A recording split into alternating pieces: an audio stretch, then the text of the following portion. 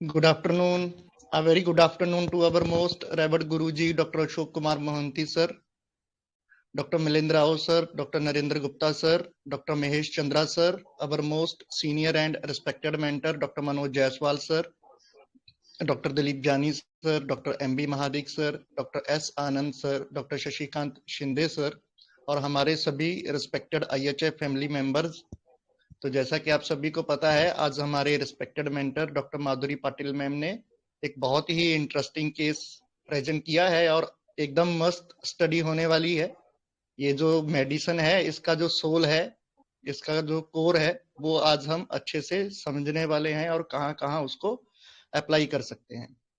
तो हमारी IHF family की ओर से सबसे पहले वेलकम करते हैं मैम का। Welcome ma'am, good afternoon. Good afternoon sir. जी, my pleasure ma'am. Over to you. Thank you sir. ठीक है सर, एकदम ठीक है मैम।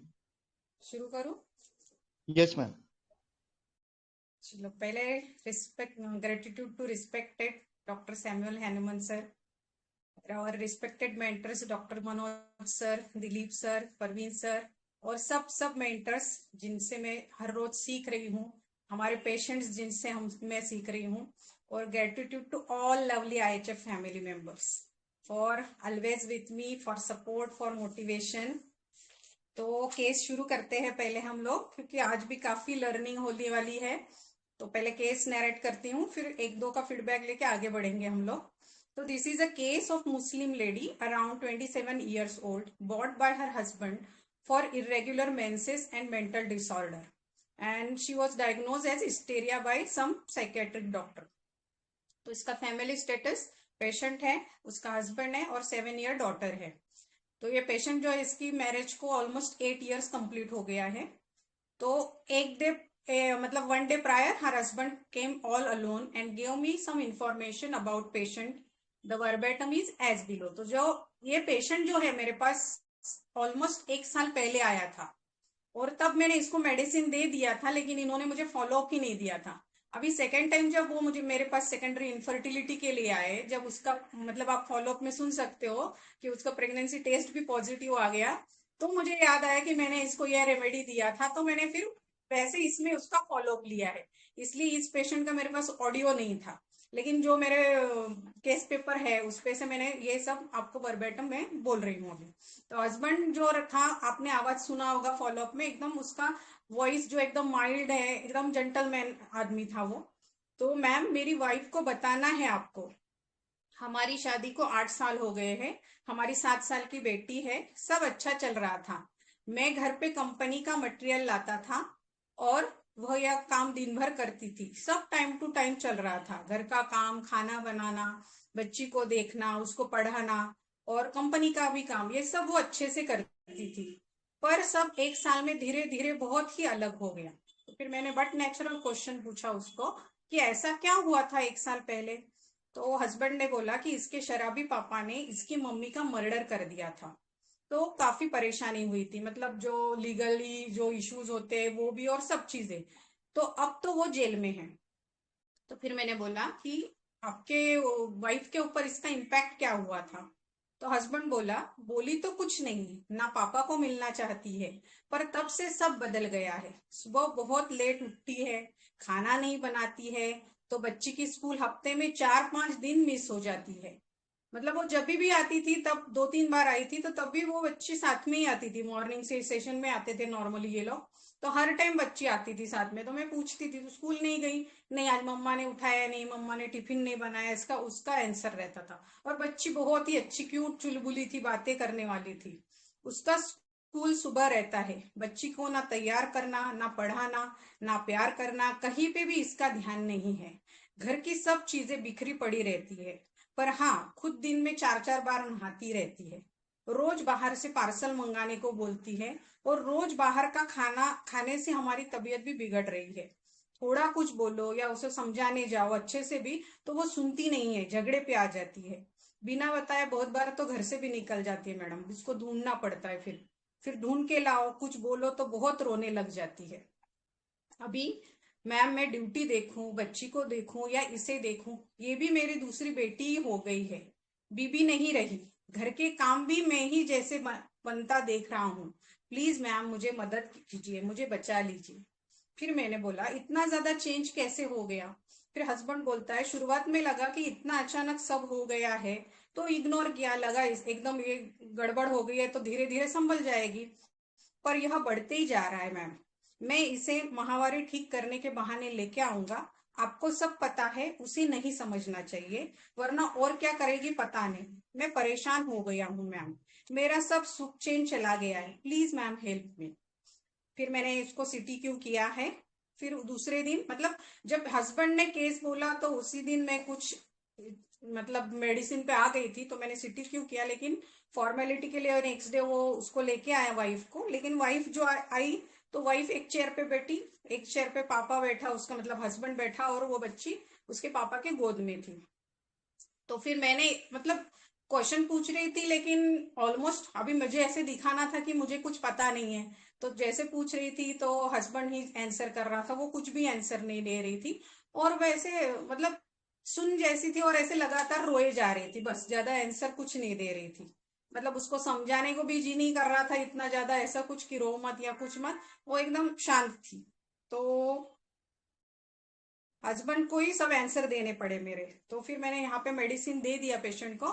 तो फर्स्ट टाइम मैंने इसको 200 दिया था, नेक्स्ट टाइम थोड़ा बहुत इंप्रूवमेंट लगा 15-20 दिनों के बाद, लेकिन बहुत ड्रेस्टिक नहीं था, तो 1 M दिया था। और 1 M देने के बाद ये पेशेंट अभी डायरेक्ट मेरे पास 1 साल के बाद ही आए थे, तो तब उसकी मेडिसिन चेंज हो गई है।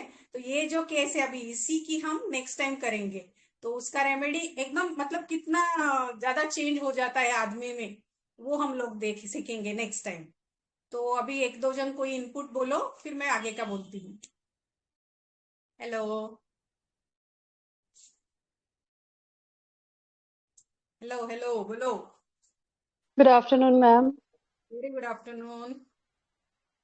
मैम मुझे इस केस को पढ़ के ऐसा लगा कि इसका जो आईपीआर है वो इससे बहुत परेशान हो गया है। और मतलब वैसे तो ये एंजॉय कर रही है अपने लाइफ को, लेकिन आईपीआर को बड़ा परेशान कर रही है। तो मैम मुझे तो एक बड़ा इंपॉर्टेंट सा लगा था इसमें, बाइटिंग टम्बलर एक वो, और दूसरा मैंने इंडिफरेंस लिया था जो इसके हस्बैंड ने नरेट किया आपको पूरा केस। तो मैम मेरी तो आर्सनिक एल्बम आ रही थी। बाकी मैम आपसे सीखेंगे आज, अगर कोई और नई रेमेडी है। ओके ठीक है, बढ़िया मैम। और कोई बोलेगा? हेलो मैम, नमस्ते मैम। मैम पहला फील तो जो मैंने पढ़ के डाला था वो तो इग्निशिया का ही था कि ये लगा डिस्कंसर्टेड हो गई है। लेकिन आपने बाद में जब ये कहा कि ये खाना फिर बाहर से मंगाती है, तो मीन्स कि डिस्कंसर्टेड वाला मामला तो नहीं हुआ फिर। अगर होती तो फिर वो खाने के लिए भी उसे कोई वो नहीं होता कि हाँ जो मिल गया खा लिया या नहीं खाया, जैसा भी ये होना चाहिए था। बट ये चीज फिर बाद में समझ में आई कि हाँ ये तो बात ठीक है आपकी। और उसके बाद में फिर ये लगा तो फिर क्या मतलब ये इसका फेनिंग है क्या? और अगर ये फेनिंग है तो ये तो बहुत ऊपर की फेनिंग है, बहुत ऊंचे क्लास की फेनिंग हो रही है। तो उसमें एक चीज टेरेंटुला जैसा लगा, लेकिन टेरेंटुला जैसा बाकी बिहेवियर इसका नहीं मैच हो रहा है। तो उस हिसाब से फिर ये लगा कि शायद में भी पल्स हो सकती है। पल्स इस टाइप की हो सकती है जो शुरुआत में तो अपनी पूरी हाउस होल्ड ड्यूटीज वो सब करती है, सब कुछ करती है, लेकिन अचानक एक शॉक होता है और उसके बाद में वो शायद फेन करने लगती है। तो फिर वो ये हो सकता है मे बी। तो मुझे तो पल्स का थोड़ा सा फील आ रहा है, बाकी फिर आप बताओ। अभी ना मैं साथ ही साथ डीडी करते जाऊंगी, और आज का सेशन मैंने ऐसे बनाया है या ऐसा सोचा है, तो थोड़ा शुरुआत से ही आप लोग सब सुनो। आपको जो भी क्वेरीज है लिख के रखो। ऑलमोस्ट मेरे हिसाब से जब सेशन खत्म हो जाएगा तो कुछ भी क्वेरी मेरे हिसाब से नहीं रहेगी, लेकिन फिर भी है तो मैं फिर वो सॉर्ट आउट करूंगी, क्योंकि बहुत चीजें मैंने इंटरलिंक करने की कोशिश की है। मतलब हर एक तरह से, जैसे हमने लास्ट टाइम फेल्कॉन देखा, टेक्सास देखा, तो मैंने डॉक्ट्रिन से, साइकोडायनेमिक से वो समझाने की, वो सब चीजें नैरेट करने की कोशिश की है। उससे भी ज्यादा डीप आज मैं गई हूँ। तो ये समझने के लिए शुरुआत से आप साथ में रहोगे ना तो ज्यादा इजी हो जाएगा। और फिर एक के बाद एक अगर मैं सब चीजें एक साथ में नहीं एक्सप्लेन कर सकती हूँ, तो जो जो पॉइंट आएगा तो वो पॉइंट पे मैं वो रेमेडी है या रूब्रिक है वो एक्सप्लेन करते जाऊंगी, तो शायद फिर आपको क्वेरीज नहीं रहेगी। तो कंफर्म रूब्रिक क्या था आज के केस में? एलिमेंट फ्रॉम मेंटल शॉक तो मुझे कम लगा था। मेंटल शॉक से भी क्या इम्पोर्टेंट था यहाँ पे, क्या हुआ था, कहाँ मैम से शुरुआत मैम हुई? ailment from death of loved one of parents. हाँ, तो अभी ये मैं लास्ट टाइम भी बोली हूँ कि जो हमारा कंफर्म एक जो रूब्रिक है, जब आप लोग दूसरे दूसरे रेमेडीज पे जाते हो तो वो रेमेडी वो कवर करती है या नहीं करती है, वो जो मेन हमारा कंफर्म रूब्रिक है वो हमको 100% देखना रहता है। तो वहीं से हमारी काफी सारी मेडिसिन छूट जाती है। वो कैसे है क्या मैं वो बोलूंगी। तो कंफर्म रूब्रिक तो ये 100% था। Element from death of loved once, उसमें भी आगे सब रूब्रिक हम ले सकते हैं, पेरेंट्स, फ्रेंड्स एंड ठीक मदर है। ऑफ। ये एक चीज हो गई, मतलब सब स्मूथली चल रहा था बेचारे की शादी की जो 8 साल थे। मतलब हस्बैंड को अगर हम देखते हैं, हस्बैंड का कंसीडर करते हैं तो उसका बहुत अच्छा चल रहा था और वो भी सब ठीक से कर रही थी, उसका भी कुछ प्रॉब्लम नहीं था। लेकिन सडनली जैसे ही ये न्यूज आई उसके बाद में ये सब चीजें होने लगी है, मतलब 100% एलिमेंट्स यहाँ से शुरू हो गया। अभी सब स्मूथली चल रहा है और सडनली जब आपको एक आधी चीज समझती है या एक आधी बात का पता चलता है तो क्या हो जाता है, आप क्या होते हो? हेलो, शॉक होता है मैडम, मेंटल शॉक लगता है एक। और ग्रीफ होता है, ग्रीफ। ग्रीफ तो मैंने बोला है कि मैम disappointment. नहीं था, मुझे लगा ही नहीं ऐसा ग्रीफ एज सच, क्योंकि ग्रीफ करने की बात रहती है। मैडम तो जो शॉक होता है वो सडन होता है। हाँ, और क्या सडन होता है सर? ट्रॉमा। ट्रॉमा नहीं, Fright. This is fright, right. तो this was elements from fright. Shock जब होता है ना तो वो उसका इम्पैक्ट बहुत ज्यादा रहता है, मतलब एकदम आदमी सुन्न हो जाता है। और जितना मैंने पढ़ा उसमें से ऐसा रहता है कि ज्यादा करके उसको फिजिकल एलिमेंट्स आते हैं, या तो हार्ट अटैक आ गया या तो पैरालिटिक अटैक हो गया। लेकिन फ्राइड जो रहता है वो ऐसी चीज रहती है कि वो एकदम सडनली आती है, शार्पली आती है। तो ये सरप्राइज से भी हो सकता है या तो अनप्लीजेंट चीजों से भी हो सकता है, और वो एकदम दिल में बैठ जाता है वो फ्राइट। जैसे अर्थक्वेक हो गया, क्या हो गया, कुछ ऐसी चीजें जो दिल में एकदम घर कर जाती है, वैसे सडनली इसने न्यूज सुनी और ये इसके दिल में बैठ गई। तो इस सेकंड रूब्रिक हमारा हुआ एलिमेंट्स फ्रॉम फ्राइट, ठीक है।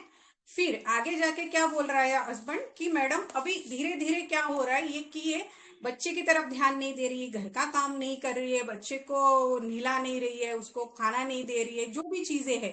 तो ये जो था, this is neglecting her children. तो ये 3 रूब्रिक डालने पे क्या रेमेडीज आ रही है?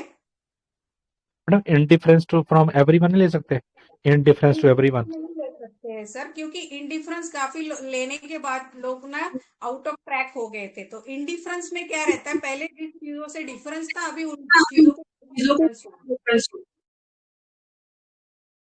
मतलब जो उदासीन हो जाती है उसके प्रति, लैक ऑफ इंटरेस्ट हो जाता है, कंसर्न टुवर्ड्स हो जाता है। और निग्लेक्ट का मतलब क्या होता है कि जो हम कैजुअल जो चीजें रहती है, हमारी जो केयर रहती है या बेसिक जो नीड्स रहती है, जैसे चाइल्ड को खाना देना है, क्लोथिंग देना है, शेल्टर देना है, तो ये जो केयर है, अटेंशन है, ये बेसिक नीड्स जब हम फुलफिल नहीं करते तो उसको निग्लेक्ट बोलते हैं। तो यहाँ पे मैंने लिया था निग्लेक्टिंग हर चिल्ड्रन। तो क्या रेमेडीज आई?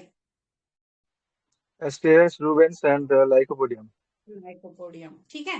फिर लाइको तक मुझे फील नहीं था, लेकिन फिर भी मुझे कंफर्म करना था और पेशेंट के हस्बैंड ने कंफर्म कर दिया। पेशेंट के हस्बैंड ने बोला क्या है कि ये घर में ध्यान नहीं देती है, सो सब बहुत अच्छे से करती थी, मतलब सब अभी मेरा घर का बिखरा पड़ा है, मैं मेरी बच्ची को देखूं क्या, इसको देखूं कि किसको देखूं।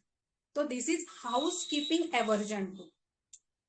तो अभी देखो लास्ट टाइम हमने टेक्सास में, अभी क्वेश्चन आ सकता है, जब मैं भी स्टूडेंट हूँ तो मेरे दिमाग में जैसे क्वेश्चन आते हैं वैसे मुझे लगता है कि आपके भी दिमाग में आएंगे, तो इसलिए मैं पहले ही उसका मतलब क्या निवारण कर देती हूँ। तो लास्ट टाइम हमने जो देखा था टेक्सास, उसमें हमने देखा था लेजीनेस हाउस वर्क। तो वो लड़की थी। हाउस वर्क मतलब क्या होता है, बर्तन कपड़ा वगैरह जो काम है उसके लिए हम वाई भी लगा सकते हैं। लेकिन हाउस कीपिंग जो रहता है ना, तो हाउस कीपिंग के ये जो बॉर्डर टर्म है उसमें क्या आता है, वर्क भी आता है, बजट आता है, शॉपिंग आ जाता है, ऑर्गेनाइजेशन रहता है, घर में ये खत्म हो गया, ये लाना है, ये करना है, ये मतलब सब ऑर्डर में रखने की जो चीजें हैं, दिस इज हाउस कीपिंग। और ये सब इसमें उसमें उसको देखना ही नहीं था, ये सब चीजों को उसको एवर्जन था। तो जैसे ये रुब्रिक डाला हाउसकीपिंग एवर्जन टू, तो एस्टर कंफर्म हो गई थी। ठीक है, फिर मैंने पेशेंट को, हस्बैंड को CTQ पूछा कि आपके सेक्सुअल रिलेशंस कैसे है, बट नेचुरली अभी मुझे मेडिसिन कंफर्म करनी थी। सिर्फ देवाशीष सर ने मेरे को एक क्वेश्चन पूछा, और वो इसलिए फॉलोअप में भी मैं डाल नहीं रही थी क्योंकि फॉलोअप में काफी चीजें क्लियर होती है, लेकिन फॉलोअप सुनने के बाद भी थोड़े इधर उधर गए, तो मैंने उनको पूछा आपके रिलेशंस कैसे है। तो हस्बैंड ने क्या बोला कि मैडम कि ये जो है ना, ये हाथ भी नहीं लगाने देती है, और मैं उसको मतलब बिल्कुल टच भी नहीं करने देती, और उसके उसके इसमें ही रहती है। मुझे मतलब अभी ऑलमोस्ट 1 साल हो गया कि ऐसा हमारे बीच कुछ भी नहीं है। तो this is was simple disgust to sex and kisses, जिसमें सिंगल एस्टेरिस है। तो यहाँ पे मेरी एस्टेरिस कंफर्म हो गई थी। ठीक है, लेकिन अभी आप अगर रेट्रो में जाते हो, अभी मैं रूब्रिक्स बोलूंगी, तुरंत मीनिंग मत पूछिए, वो मैं आगे जाके और अच्छे से एक्सप्लेन करने वाली हूँ, फिर पीछे आना नहीं होता, इसलिए मैं बोल रही हूँ कि और हम लोग क्या सोचते थे। मतलब मेरे भी दिमाग में ये चीजें तब नहीं आई थी, लेकिन अभी जब मैं ये प्रिपेयर कर रही थी तो तब मैंने सोचा यार कितने सिंपल सिंपल रूब्रिक रहते हैं, लेकिन हमारे दिमाग में नहीं आते हैं। तो देखो, पहले तो एलिमेंट फ्रॉम बैड न्यूज, ये भी एक एलिमेंट्स था जहां पे, और देखो यहाँ पे मेटाफोरिकली बोथ भी उसके मदर भी गई है और फादर भी नहीं रहे उसके लिए। तो इस तरह से दोनों मदर और फादर की डेथ हो गई थी उसके लाइफ में।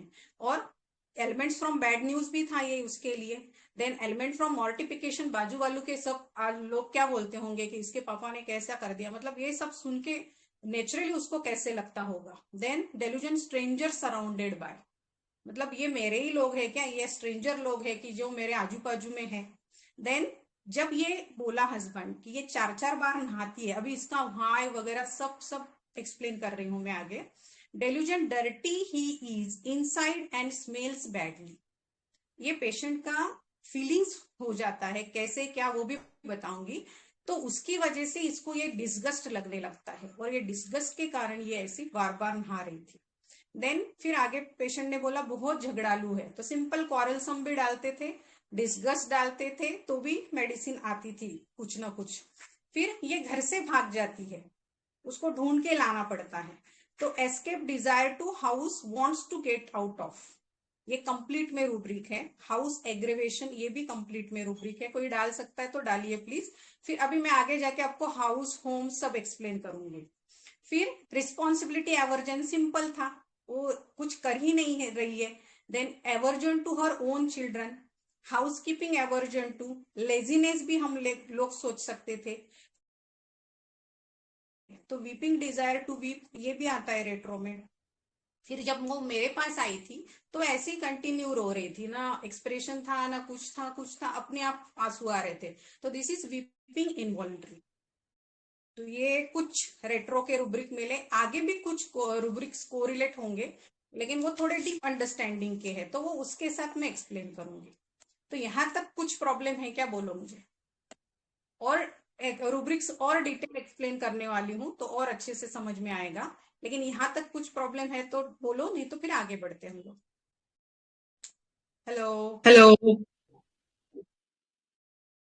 सो गए? हाँ ना क्लियर बोलो है, ना। मैं कोई नहीं पता। मैम नो लास्ट कुछ रुब्रिक छूट गया। कौन सा? एस्केप डिजायर के बाद, escape desire from family, escape house wants desire, to get out. House wants to get out, ये कंप्लीट का हाँ रूब्रिक है। हाउस हाँ मैम, वहीं से एग्रीवेशन, लिया। हाँ। उसके बाद और एक कॉम्प्लीट का रुब्रिक आप बोले थे ma'am. Weeping, weeping desire to weep, weeping involuntary.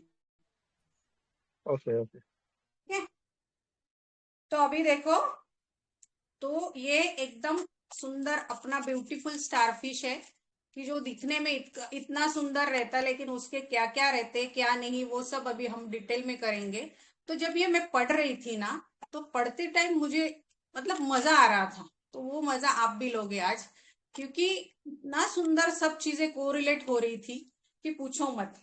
तो so let us study this beautiful looking starfish, how patient goes from nymphomania to disgust of sex, kissing, responsibility to seriously taking too seriously to responsibility aversion to, और third sensitive moral impression to moral feeling want of, मतलब पूरा एक twist हो जाता है patient का, यहां से वहां कैसे जाता है। तो ये हम कैसे सीखेंगे आज, through different rubrics from synthesis and complete repertory. अगर पॉसिबल है आपको तो डाल सकते तो डालो, then plus doctrine of signature plus psychodynamic plus physicals from Phatak की नोट्स। तो while studying I am very amazed every time how beautiful is this science. So whichever method you use, which angle you look at, it relates to each other very beautifully. How perfect is this science, feel proud to be in this science, और मजा आता है, आपको भी मजा आएगा 100%। अभी मैं जो बोलने जा रही हूँ वो सुनने के बाद। तो let us see this magic, learn with a fun and stay tune. तो अभी अच्छे से पहले से सुनो तो आखिरी तक का सब समझेगा। तो ये जो है अभी इसका डॉक्ट्रिन की बात करूंगी, कि डॉक्ट्रिन बताते टाइम भी मैं थोड़े रूब्रिक बोलूंगी, वो समझेंगे नहीं तो आगे एक्सप्लेन करने वाली हूँ, फिर आप बाद में दोबारा भी सुन के फिर कोरिलेट अच्छे से कर पाओगे।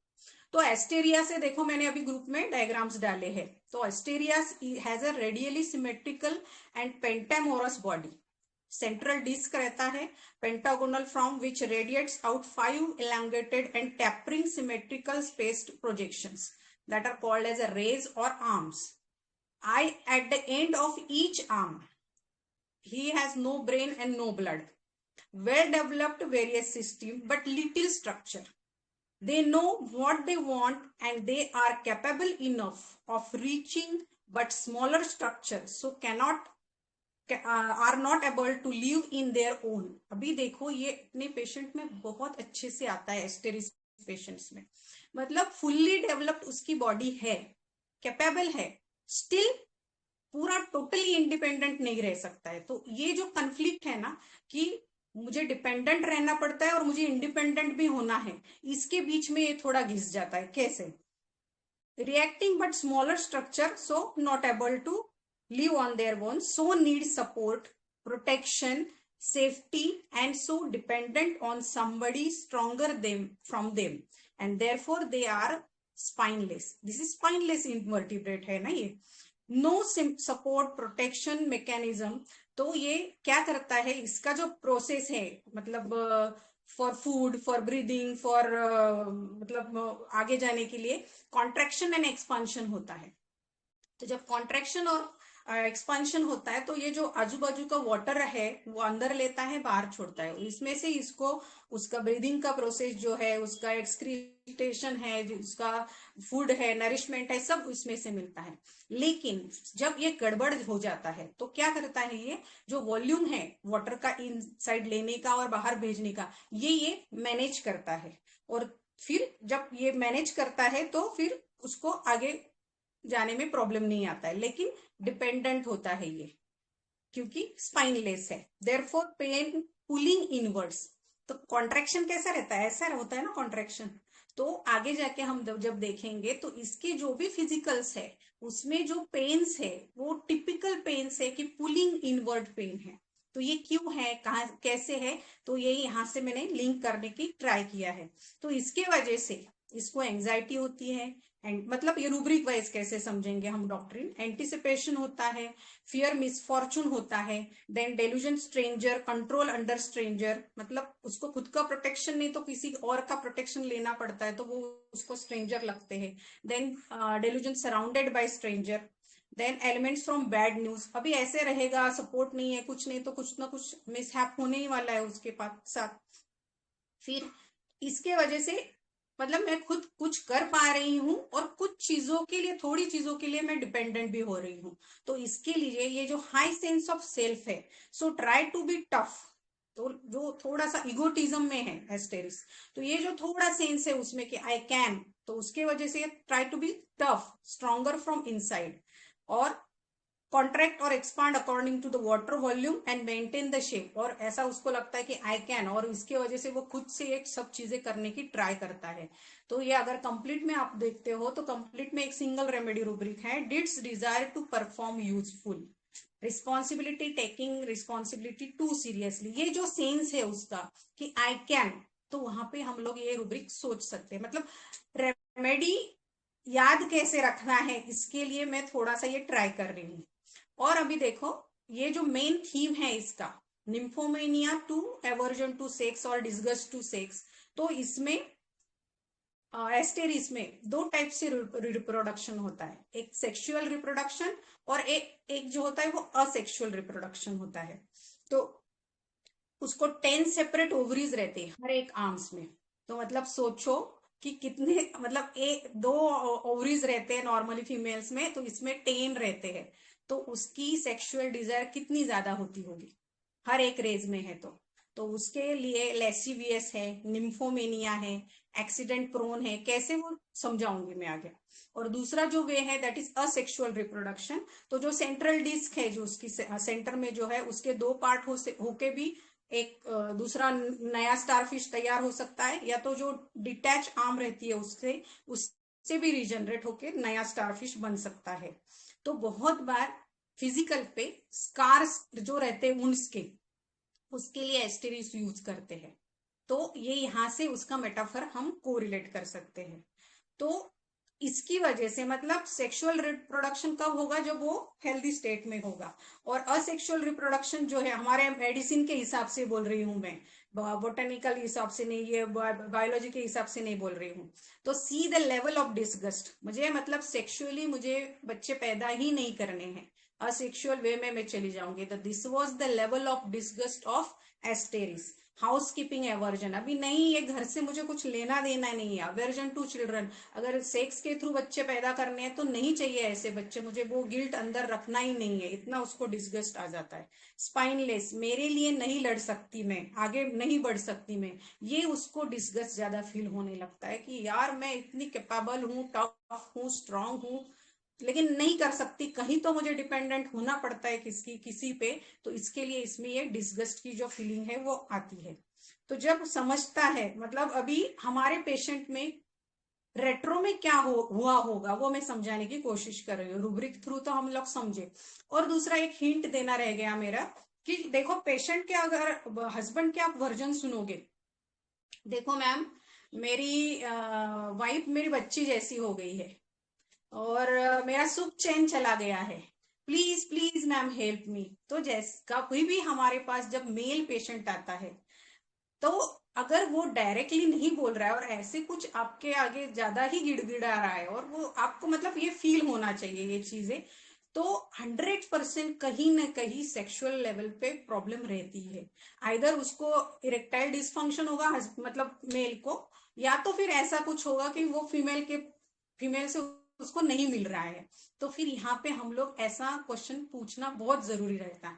मतलब वो जो पेशेंट मेरे पास ऐसा गिड़गिड़ा रहा था, दूसरा मेरा रेपोर्टरल चार्ट में भी ऐसा आ रहा था, तो मैंने उसको डायरेक्ट अच्छे से क्वेश्चन पूछने का, और ये जब पूछते हैं ना तो बिल्कुल मतलब मैं फीमेल हूं लेकिन वो बहुत अच्छे से बोलते हैं यार पेशेंट। अभी इसका रिकॉर्डिंग नहीं था, नहीं तो इसने बहुत अच्छे से बोला था एकदम कॉन्फिडेंटली। अब जब हम आंखों में आंखें डाल के, मतलब बहुत ऐसा ये करके रखा है अपने यहाँ पे, बाउ करके रखा है कि इस चीज पे कैसे डिस्कस करने का। तो मैं बहुत बार पेशेंट को समझाती हूँ, जैसे आपको छींक आती है, सर्दी आती है, खांसी आती है, तो वहां पे आपका कुछ बॉडी पार्ट हैम्पर हुआ रहता है, तो वैसे ये भी एक बॉडी पार्ट है, ये भी आपकी नीड है। तो इसके लिए अगर आपको कुछ बताना है, बोलना है, तो उसमें कुछ हर्ज नहीं। जब आप कंफर्टेबल कर देते हो सामने वाले को तो वो 100% बोलता है।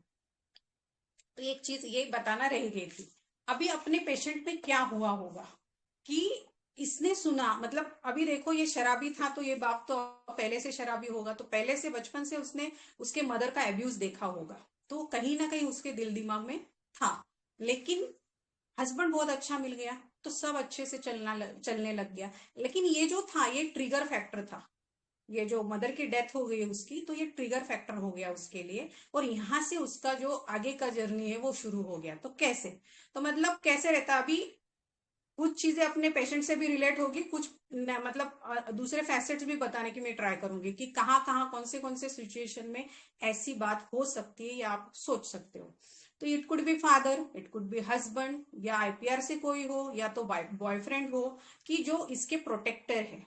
तो जब ये प्रोटेक्टर ही नहीं रहता है, जब अभी ये पूरी प्रोटेक्ट हो गई, मतलब उस पर डिपेंडेंट हो गई, सपोर्ट में उसकी चली गई, लेकिन जब ये प्रोटेक्टर ही नहीं रहता है तो इसमें कंफ्यूजन शुरू हो जाता है। इसका रूब्रिक भी आगे आएगा, वो मैं बताऊंगी।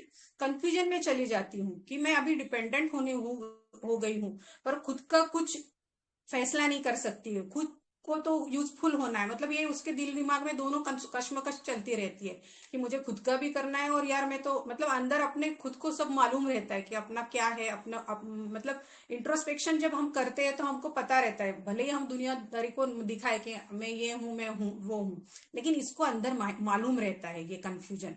तो जो इमोशनल टर्मोइल इसके अंदर शुरू हो जाता है, तो ये इमोशनल टर्मोइल जो है वो सिंक्रोनाइज नहीं कर पाती, उसके साथ कोऑर्डिनेट नहीं कर पाती है प्रॉपरली, और यहाँ पे ये जो ट्रिगर होता है, तो ये इमोशनल ट्रिगर के बाद ये पेशेंट हिस्टेरिकल हो जाती है, और यहाँ से वो हिस्टेरिकल होने के बाद उसके सब जो सिम्टम है हमने जो देखे, मतलब एकदम वाइल्डली अनकंट्रोल उसका जो बिहेवियर देखा हमने, तो वो यहाँ से शुरू हो जाता है। मतलब मैं हूं स्पाइनलेस, लेकिन मुझे प्रोटेक्टर भी चाहिए, पर मुझे इगोटिज्म भी है, which not allowing her to accept this. और ये जो अंदर का कन्फ्लिक्ट है, इसकी वजह से इसकी प्रॉब्लम शुरू हो गई थी, और इसकी वजह से इसका ये जो था बिहेवियर, ये एकदम फटाक से ऐसे एकदम ड्रेस्टिकली पेशेंट में दिखने लग गया था। यहां तक ओके? हेलो,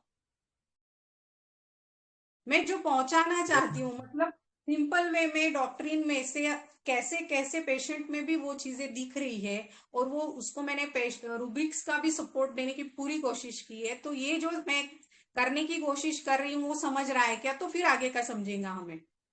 हाँ ना बोलो एक जन। मैम समझ लग यस रहा है, मैम, बहुत बढ़िया। समझ आ रहा है मैम।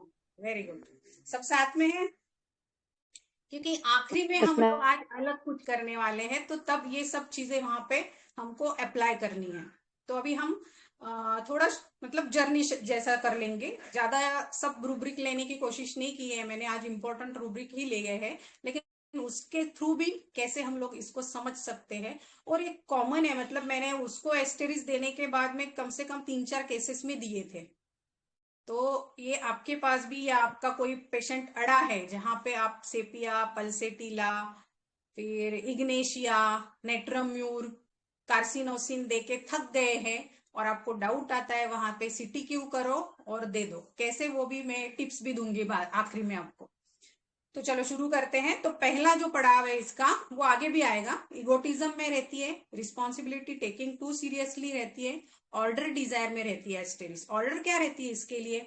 मेरे बच्चे, मेरा घर, मेरा काम, ये सब ऑर्डर में रहना उसके लिए बहुत इंपॉर्टेंट रहता है जब वो अच्छी रहती है। सेंसिटिव टू मॉरल इंप्रेशन है, तो ये काफी मतलब सेपिया से भी अलग करता है, और बाकी रेमेडीज से भी काफी अलग करता है। जो जो सेंसिटिव मॉरल इंप्रेशन में नहीं है वो यहाँ से निकल जाती है। अभी ये केस में नहीं था, लेकिन बाकी कुछ केसेस में कैसे sensitive to moral impression apply होता है, और वहां से कैसे ये डिफ्रेंशिएट हो जाती है, वो भी मैं बोलूंगी आगे।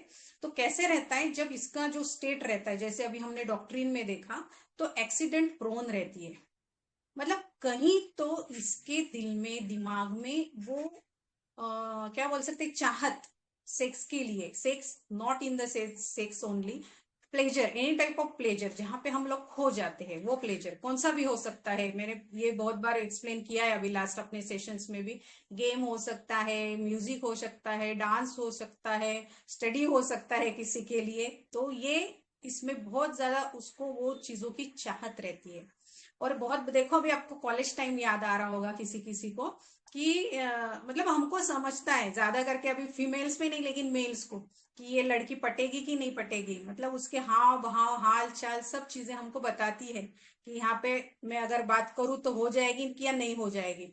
तो ये जो रहता है, ये इसमें ये कहीं ना कहीं बीज रहता है। तो इसके जो रूब्रिक है, दैट इज लेस्शिवियस, निम्फोमिनिया, निम्फोमिनिया मतलब फीमेल में एक्सेस डिजायर, सेटेरियासिस ये कंप्लीट में रूब्रिक है, मतलब मेल में, मतलब मेल में भी हमको ये मेडिसिन मिल सकती है। देन फैंसीज, लेस्शिवियस, टॉर्मेंटिंग, इतनी अंदर उसके वो सब चीजें चाहत रहती है कि वो उसको टॉर्मेंट करती है, मतलब सोचो कि किस लेवल के उसके अंदर ये सब चीजों के लिए ललक रहती होगी। तो इसको इसलिए ये रहती है एक्सीडेंट प्रोन में, मतलब बोलते हैं ना, मतलब अभी ये स्लैंग है लेकिन बोलते हैं कि यार ये तो इजीली अवेलेबल हो जा सकती है। तो ये एक्सीडेंट प्रोन रहती है, और इसके वजह से ये अंदर कहीं ना कहीं उसके अंदर रहता है, इसके लिए ये बहुत बार ऐसी एक के बाद एक ऐसे किसी न किसी चीज में अटकती है जहाँ पे उसके एक्सीडेंट होते हैं, और वो एक्सीडेंट्स के बाद कहीं तो इसको मॉरल सेंसिटिव में है तो आगे जाके फिर बाकी आगे के कंफ्लिक्ट होते हैं। मतलब इसको पता रहता है धोखा है फिर भी करना है। People think she is easily available, need strong stimulus. अभी जैसे मैंने बोला सेक्स मतलब नॉट नेसेसरी है, स्ट्रॉन्ग स्टिमुलस चाहिए उसको, कुछ भी, सेक्स का या स्पाइसी फूड का, रॉक म्यूजिक का, कॉफी का, टी का। अगर जनरल में हम लोग जाते हैं तो जनरल डिजायर फॉर टी में एस्टेरियस है। मतलब ये भी CTQ हो सकता है। अगर आपको काफी मतलब बहुत बार पेशेंट नहीं बोलता है कि पेशेंट के हस्बैंड बहुत बार ऐसा मतलब चांस मिला तो बोलते हैं हाँ मैडम पहले इसको समझाओ बहुत ज्यादा चाय लेती है ये। मतलब उसमें काफी बाकी भी रेमेडीज है तो, लेकिन ये अगर आपको प्रोमिनेंट मिलता है तो ये भी हम कंसिडर कर सकते हैं। तो remedy of hysteria, emotion burst out, no control on their emotions. मतलब हर लेवल पे इसको कंट्रोल नहीं रहता है उसके इमोशंस पे, और इसके लिए ये एक्सीडेंट प्रोन हो जाती है, और इसमें इसी की वजह से ये मॉरल फीलिंग वांट टॉक में है। अभी ये जो मैंने थोड़ा इसका सपोर्ट देने के लिए कंप्लीट में देखा तो कंप्लीट में ड्रीम्स भी है इसके, dream amorous, dreams events previous, dreams vivid images like life like. लेकिन ये उसकी स्टेज है। लेकिन कुछ भी हम जब एक्सेस करते हैं तो वो मॉर्बिडिटी में चला जाता है और फिर हमको सफर होना पड़ता है। हर एक के लाइफ में कहीं ना कहीं कुछ ना कुछ ट्रिगरिंग फैक्टर होता है। तो इसके लाइफ का ट्रिगरिंग फैक्टर क्या रहते हैं? एलिमेंट्स फ्रॉम फ्राइट, जैसे अपने केस में हमने देखा, देन एक्साइटमेंट, इमोशनल कुछ एक्साइटमेंट, उसने ऐसा कुछ देख लिया, कुछ कर लिया तो फिर उसको रहा नहीं जाता। Then elements from abused after being sexually rape, इसमें सिर्फ 2 मेडिसिन है, कार्सिनोसिन है और एस्टेरिस है। तो कार्सिनोसिन भी कुछ लोग आए थे तो वो भी हम मतलब कार्सिनोसिन का अगर सोचो रेप, तो सिंगल उसका थोड़ा सा किसी के सामने कुछ इंसल्ट कर दिया किसी ने या थोड़ा ह्यूमिलिएशन कर दिया तो उसको वो रेप लेवल का फील हो जाता है। इतनी सेंसिटिविटी कार्सिनोसिन की रहती है। लेकिन उसका हाई रहता है, उसको लॉन्गिंग फॉर गुड ओपिनियन वगैरह सब ये चीजों के लिए सब बहुत ज्यादा करता है। लेकिन ये किसके लिए करती है? ये सब ये इसके खुद के डिजायर्स के लिए करती है। तो अभी ए सेक्सुअल रेप का जो फैसेट है वो भी समझेंगे। तो यहाँ पे अगर देखो किसी किसी की मदर इन लॉ बहुत एब्यूज करने वाली रहती है, या तो फिर ये देखो इतनी सारी डिजायर्स है उसको और शादी कर दी, शादी करने के बाद हस्बैंड एक जगह रह रहा है, ये एक जगह रह रही है मदर इन लॉ के पास या फादर के पास, या वो मिलिट्री में है दूर रह रहा है, या तो फिर ऐसा है कि घर में बहुत ही ऑर्थोडॉक्स फैमिली है, आज ये दिन है कल वो दिन है, आज ये पूजा है कल वो पूजा है, आप नहीं सेक्स कर सकते, आपको दूर रहना है, तो भी ये एलिमेंट्स हम एब्यूज ले सकते हैं। देन मारपीट भी कर किया तो दैट इज डायरेक्ट एब्यूज है। या तो फिर हस्बैंड को एक्सेसिव सेक्सुअल डिजायर है या परवर्टेड सेक्सुअल डिजायर है। जैसे काफी अभी मैंने केसेस पढ़े हैं, मेंटर्स के अपन नाम नहीं ले सकते लेकिन मैंने बहुत सारे केसेस पढ़े एस्टेरिस के। तो बहुत बार परवर्टेड सेक्स वाले जो हस्बैंड रहते हैं, मतलब इसकी डिजायर नॉर्मल सेक्स की है, लेकिन जो परवर्टेड सेक्स वाले जैसे ओरल सेक्स वगैरह के लिए बोलते हैं तो वहां पे फिर इसको ये बहुत ही गंदा लगता है। रेप मतलब क्या होता है कि जो हम अनविलिंगली करते हैं। मैं भी हस्बैंड से भी हुआ तो उसको रेप बोलते हैं हमारे लीगल, अगर इसमें जाए हम लोग डेफिनेशंस में, तो मतलब विलिंगनेस जहां पे नहीं है और बहुत फोर्सफुली कुछ चीजें हमसे करवाई जा रही है तो दैट इज रेप। तो यहाँ पे या तो फिर उसको जॉब नहीं करने दे रहे हैं, या इनकम के लिए उसको हाथ फैलाने पड़ रहे हैं, हर टाइम उसको मांगना पड़ रहा है उसके इन लॉ से या हस्बैंड से। और ये बोला मैंने, husband doing sex against her will, उसकी आज वो थक गई है सब कर करके लेकिन स्टिल ही इज इंसिस्टिंग, तो यहाँ पे भी वो एब्यूज और रेप लेवल का हम लोग सोच सकते हैं। Then elements from bad news हमने देखा, ailments from death of loved ones, parents और फ्रेंड्स ऑफ। तो हमारे केस में तो दोनों तरफ से था, मेटाफोरिकल भी था और डायरेक्ट भी था। मेटाफोरिकली उसकी मदर की डेथ हो गई थी, सॉरी मदर की डेथ डायरेक्ट हो गई थी, और मेटाफोरिकली उसके फादर की डेथ हो गई थी। मतलब आज भी वो लोग फादर से बात नहीं करते और काफी लोग हेट्रेट वगैरह पे चले गए थे फादर के। तो मैंने एक क्लियर किया था ग्रुप में ही कि देखो ये नेचुरल चीज है कि अगर हमारे साथ ऐसा हो जाता है तो क्या करेंगे, मतलब अगर मदर रॉन्ग नहीं है और फिर भी आप मदर की अगर मर्डर कर रहे हो तो मतलब लिटरली इसके भाइयों ने इसके हस्बैंड ने सब लोगों ने उसको मिलने ही नहीं गए। फॉलोअप में आपने सुना होगा कि हमने उनसे ताल्लुकात ही तोड़ दिए हैं, अभी हम लोग जाते ही नहीं, उनसे हमारा कुछ कांटेक्ट ही नहीं है। तो ये हेट्रेड की बात थी ही नहीं वहां पे। अमोनियम कार्ब पे था कोई तो अमोनियम कार्ब जो है वो बहुत नैरो माइंडेड रहता है, बहुत ऑब्स्टिनेट रहता है और हेट्रेड में चला जाता है फादर के, लेकिन उसके पीछे का वाई जो है वो अलग रहता है। तो इसलिए ये अमोनियम कार्ब यहाँ से मतलब नड़ जाता है, अमोनियम कार्ब इतना ऑब्स्टिनेट रहता है, तो अनसर्टिनिटी रहती है उसमें। वैसा इसमें कुछ भी नहीं था अपने पेशेंट में, इसलिए अमोनियम कार्ब भी यहाँ से चला जाता है। फिर डेल्यूजन्स पे आते हैं अभी हम लोग, ये इसका कोर बोल सकते हैं। 2-3 रूब्रिक्स है कि जिसको हम कोर बोल सकते हैं। तो delusion, conscious of woman, suffering woman through the ages. इसमें एस्टर और लैक्लुपिनम दो ही रेमेडीज है। इसका मीनिंग समझते हैं अभी। तो और इसका हाई क्या हो सकता है, मतलब मेरे दिमाग में बहुत क्वेश्चंस आते रहते जब मैं पढ़ती हूँ कि ये तो काफी लेडीज के साथ होता है ना यार, ऐसा तो जरूरी नहीं कि एस्टर के साथ ही होता है, तो एस्टर क्यों जाती है इसमें। तो इसको सपोर्टिंग रूब्रिक मुझे 2 मिले। एक तो ये सुपरस्टिशियस रहती है, ये डिल्यूजन है, नॉट नेसेसरी ये पेशेंट के साथ हुआ ही है, बहुत बार ये डिल्यूजन है, तो ये पेशेंट का मिसअंडरस्टैंडिंग है या फीलिंग है।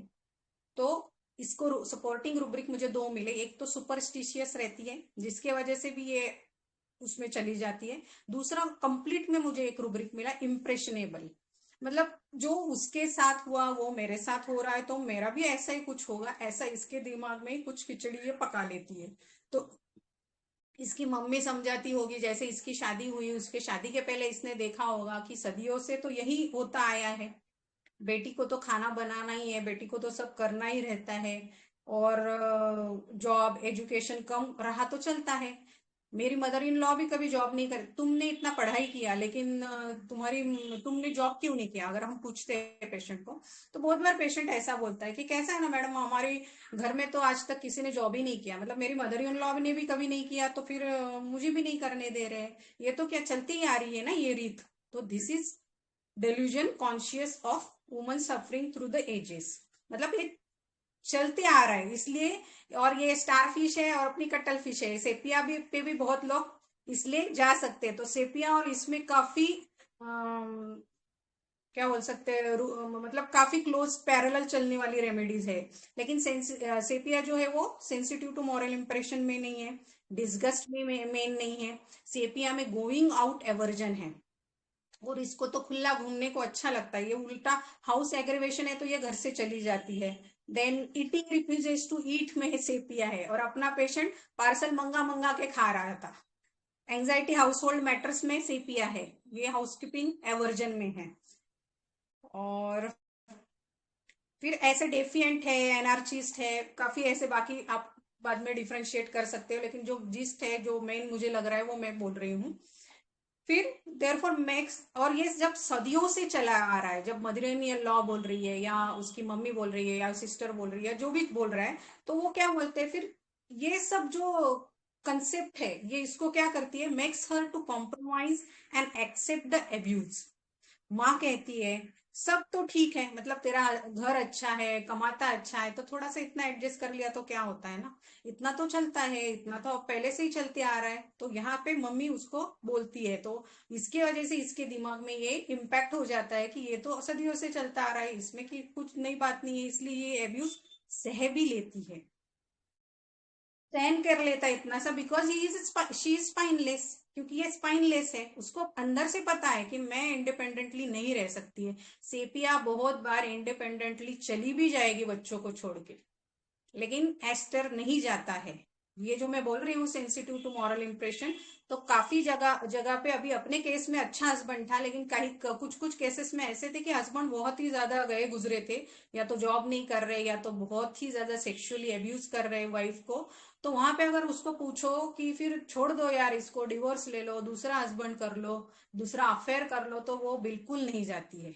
इसको सपोर्टिंग रूब्रिक और एक है फियर न्यू एंटरप्राइजेस ऑफ, उसको डर भी रहता है कुछ तो अंदर से कि नया कुछ कर लूंगी तो गड़बड़ नहीं होना चाहिए। दूसरा एंजाइटी कंसाइंस में भी है ये सब मतलब ये सब ऐसी माला रहती है, इसलिए अलग अलग अलग अलग नहीं बता सकती। इसलिए मैं बोली कि जैसे जैसे हम आगे बढ़ेंगे ना तो आपके सब क्वेरीज जो है वो धीरे धीरे सब सॉर्ट आउट हो जाएगी।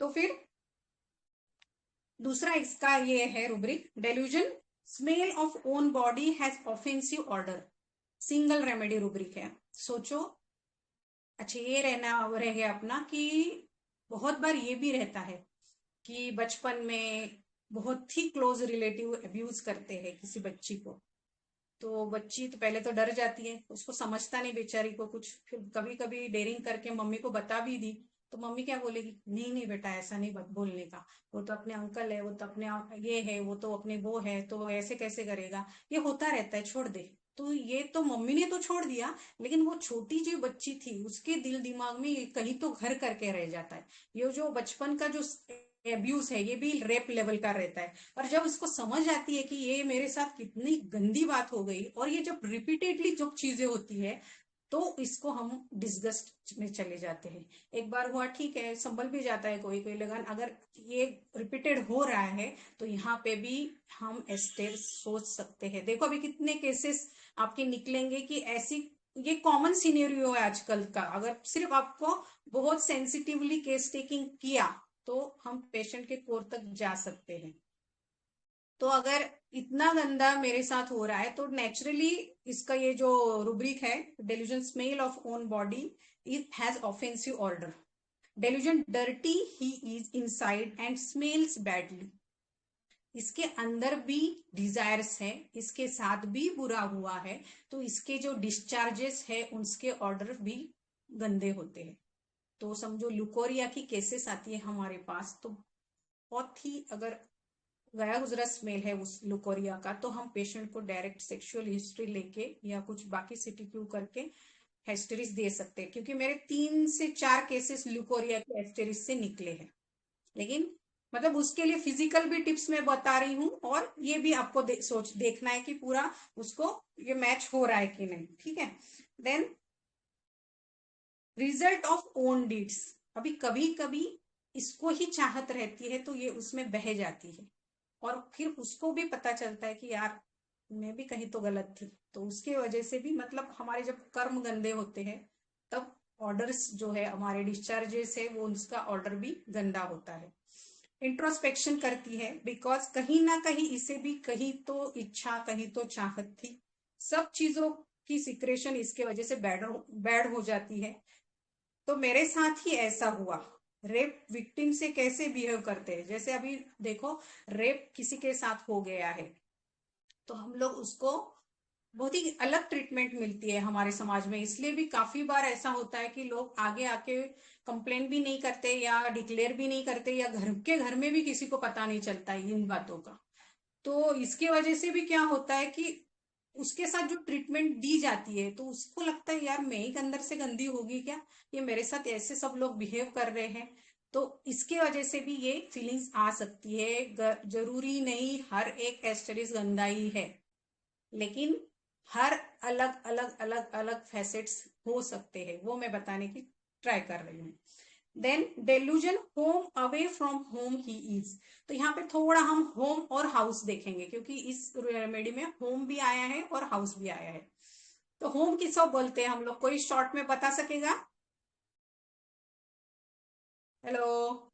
हाँ मॅम, मराठीत सांगतो मी, मराठीत बोलूंगा थोडस। हा हिंदी में बोल दो।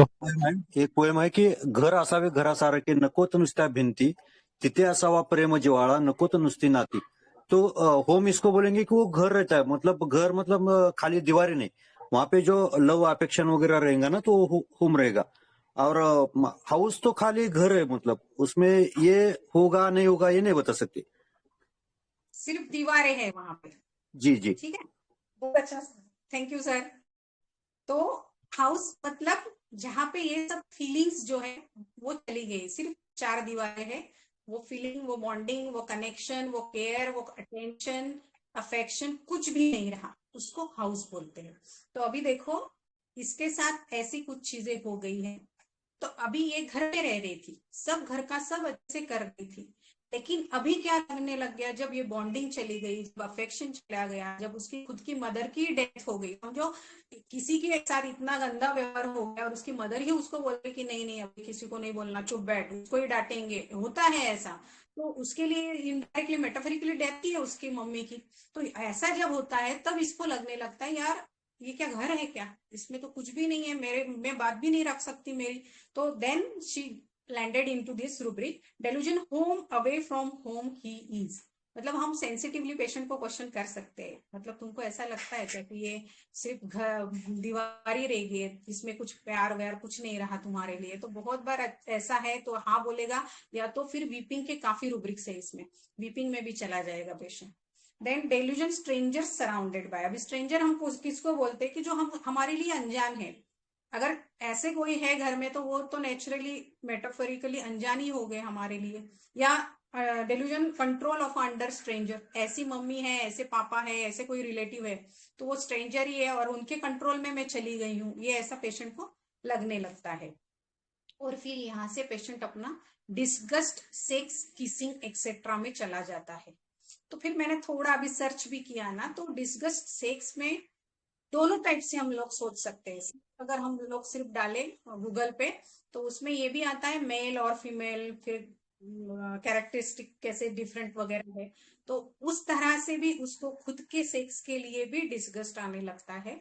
और दूसरा जो फिजिकली जो रिलेशंस है, सेक्सुअल जो रिलेशंस है, उसके लिए भी डिस्गस्ट आने लगता है। मतलब दोनों तरीके से हम लोग सोच सकते हैं, उसको खुद को लेकर भी डिस्गस्ट होता है और इससे भी होता है। और किस का अगर मीनिंग मैंने देखा तो किस symbolizes love, affection, respect, admiration, security, loyalty, devotion. बहुत बार मम्मी करती है बच्चे को, या बच्चा करता है मम्मी को, या हस्बैंड वाइफ करते हैं, या दोस्त करते हैं एक दूसरे को, तो इसमें कुछ तो वार्म फीलिंग्स रहती है। लेकिन अगर वो वार्म फीलिंग्स ही नहीं है सामने वाले में, सामने वाला अगर मेरे लिए स्ट्रेंजर हो गया है, तो उसके लिए मुझे फिर सोचो ना एक बार आप कि ऐसा कोई है अननोन आदमी और जो ऐसा आपके साथ बुरा कर रहा है, तो सिंपली किस जाने दो, उसका टच भी अपने को अच्छा नहीं लगेगा। तो ये तो बहुत आगे की बात चली गई है, ठीक है। और एक ही बात जब बार बार होती है, जैसे मैंने पहले बोला, तो उसके लिए नेचुरली उसमें पेशेंट में डिस्गस्ट आने लगता है। और फिर ये भी यहाँ से भी हम कोरिलेट कर सकते हैं अपना पहला वाला रूब्रिक कि यार एक डिजायर मेरे अंदर इतनी ज्यादा हो गई और जिसकी वजह से मैं स्पाइनलेस हूँ, जिसकी वजह से मुझे डिपेंडेंट रहना पड़ रहा है मेरे आईपीआर पे, मेरे हस्बैंड पे, तो ये तो कितनी बड़ी सफरिंग है मेरे लिए एक डिजायर के लिए। तो this is again correlated with our first rubric, that is delusion women's are suffering through the ages. ठीक है, I am spineless, I need support, I need protection. मतलब कितनी गंदगी है यार, ये एक चीज के लिए मुझे इनके साथ रहना पड़ रहा है। तो यहां से इसका ये डिस्गस्ट है, ये बढ़ते रहता है। देन और कैसा रहता है ना कि एक हाथ चीज से या एक हाथ थॉट से हम लोग जितना भागने की कोशिश करते अंदर से, ऐसा जब मैं सोचू ना कि नहीं नहीं यार मेरे को ये नहीं देखना है, नहीं देखना है, तो वो बार बार हमारी नजर उधर ही जाती है। वैसे इसका भी रहता है, जितना ये उस चीज से दूर जाने की कोशिश करेगी उतना वो उस चीज उसके अंदर आएगी और फिर बहुत बार फिर उसका कंट्रोल जो वो छूटने का चांसेस हो जाता है, फिर छूट जाता है, फिर वो डिस्गस्ट में चला जाता है।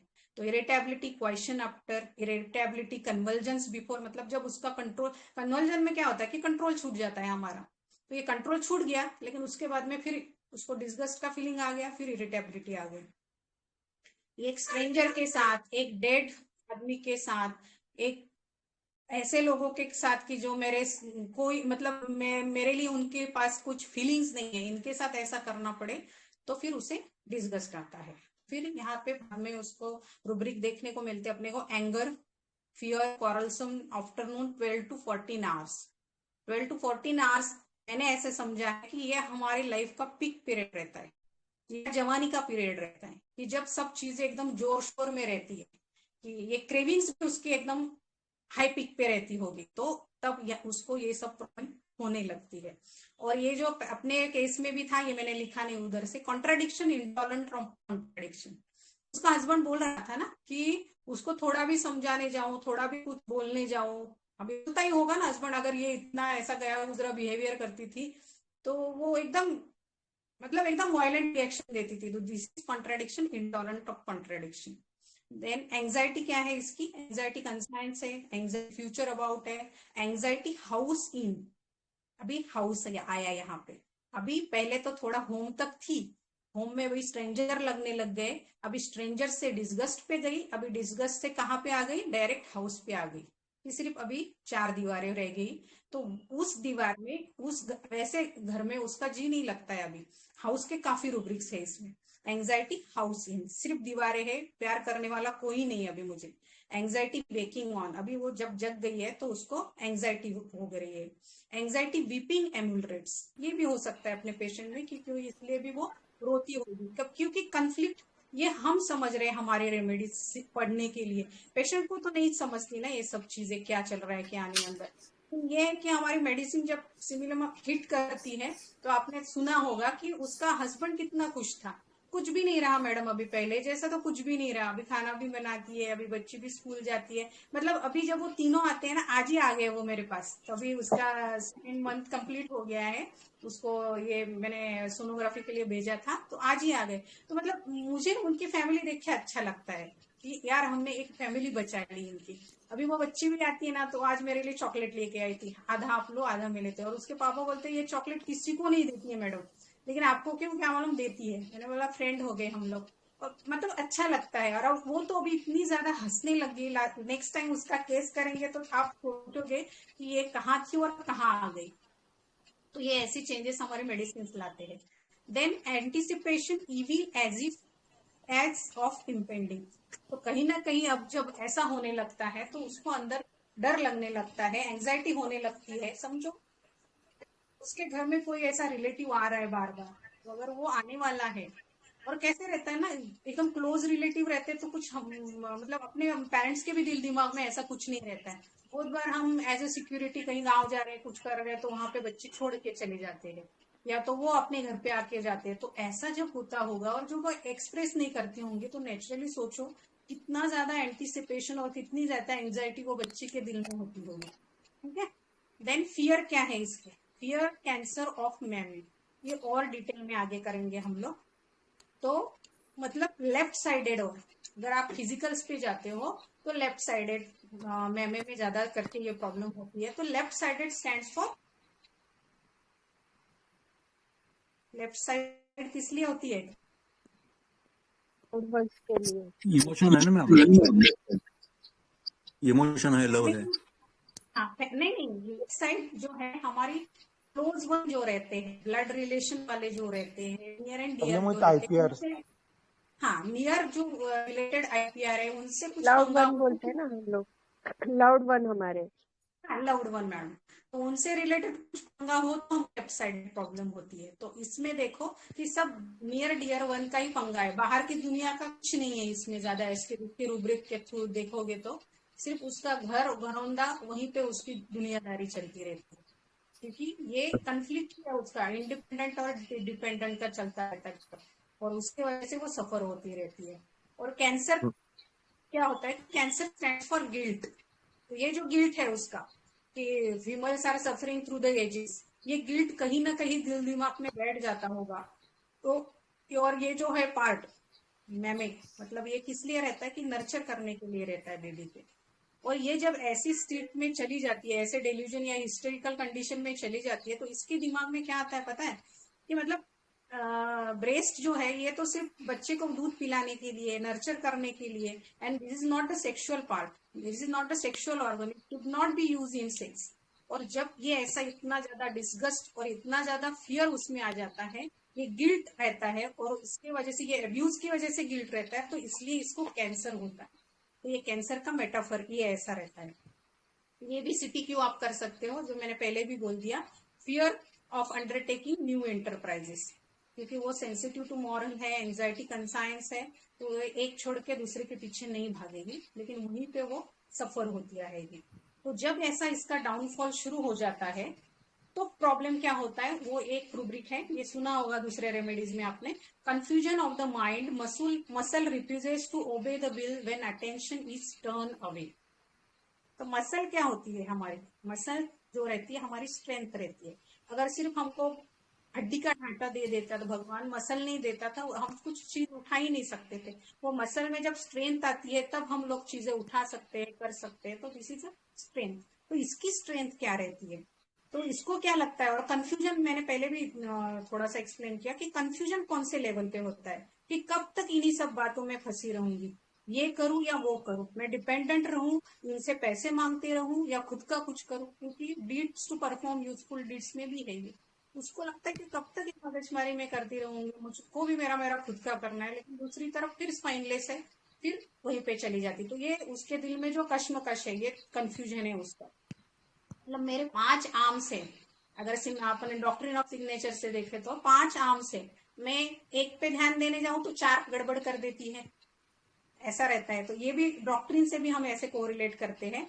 तो मैं एक पे ध्यान दूं तो दूसरा सेक्स कर लेता है। मॉरल कंसाइंस कहता है कि ये नहीं करना चाहिए।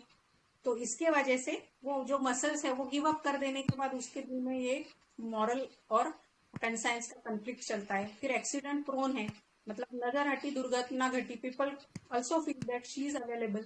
तो कहीं ना कहीं ऐसे गड़बड़ होने के उसकी लाइफ में बहुत चांसेस रहते हैं। और फिर जब ऐसा कुछ हो जाता है तो उसको लगता है, ये भी कंफ्यूजन रहता है, मैं बच्चे देखूं या जॉब देखूं। बहुत बार ऐसे केसेस हैं कि हस्बैंड कमाता ही नहीं है, जॉबलेस है, बस उसको ऐश करना है, घर पे रहना है। फिर इसको ये भी करना है क्योंकि उसको ऑर्डर में सब चाहिए, रिस्पॉन्सिबिलिटी टेकिंग टू सीरियसली वाली भी है।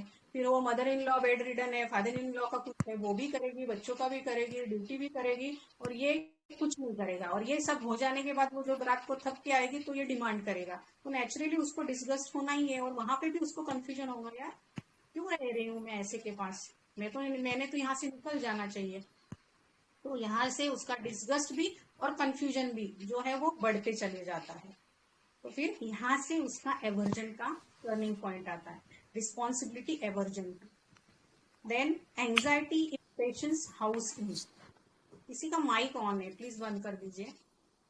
House keeping aversion to. तो हाउस कीपिंग हमने देखा कि हाउस कीपिंग जो है वो बॉर्डर टर्म है। तो उसमें काफी सारी चीजें आती है, ऑर्गेनाइजेशन, शॉपिंग वगैरह, सब मैनेजमेंट। हाउस वर्क तो अपनी मेड भी आके करके चली जाती है, उसको ये बाकी चीजों से कुछ लेना ना देना नहीं रहता है। लेकिन आज कौन सी सब्जी बनानी है, आज कौन सा ये करना है, आज कपड़ों को प्रेस करना है, ये करना है, ये सब चीजें। लेकिन पहले एस्टेरिस जो रहती है ना, ये बहुत दिल जान से करती रहती है, क्योंकि इसको लगता है ये मेरी रिस्पॉन्सिबिलिटी। बिल्कुल हाथ में टॉवेल दे देगी, हाथ में सब चीजें दे देगी हस्बैंड के।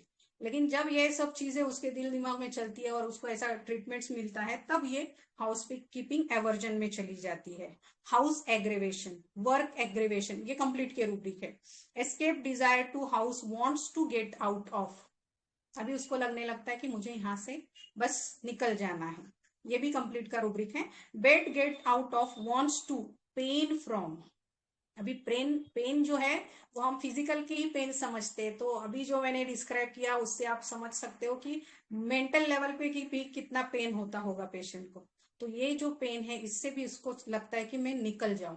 फिर लेजीनेस आ जाता है, थिंकिंग एवर्जन आ जाता है, ये सिंथेसिस के रूब्रिक है। इम्पेशेंट हाउस इन में चली जाती है।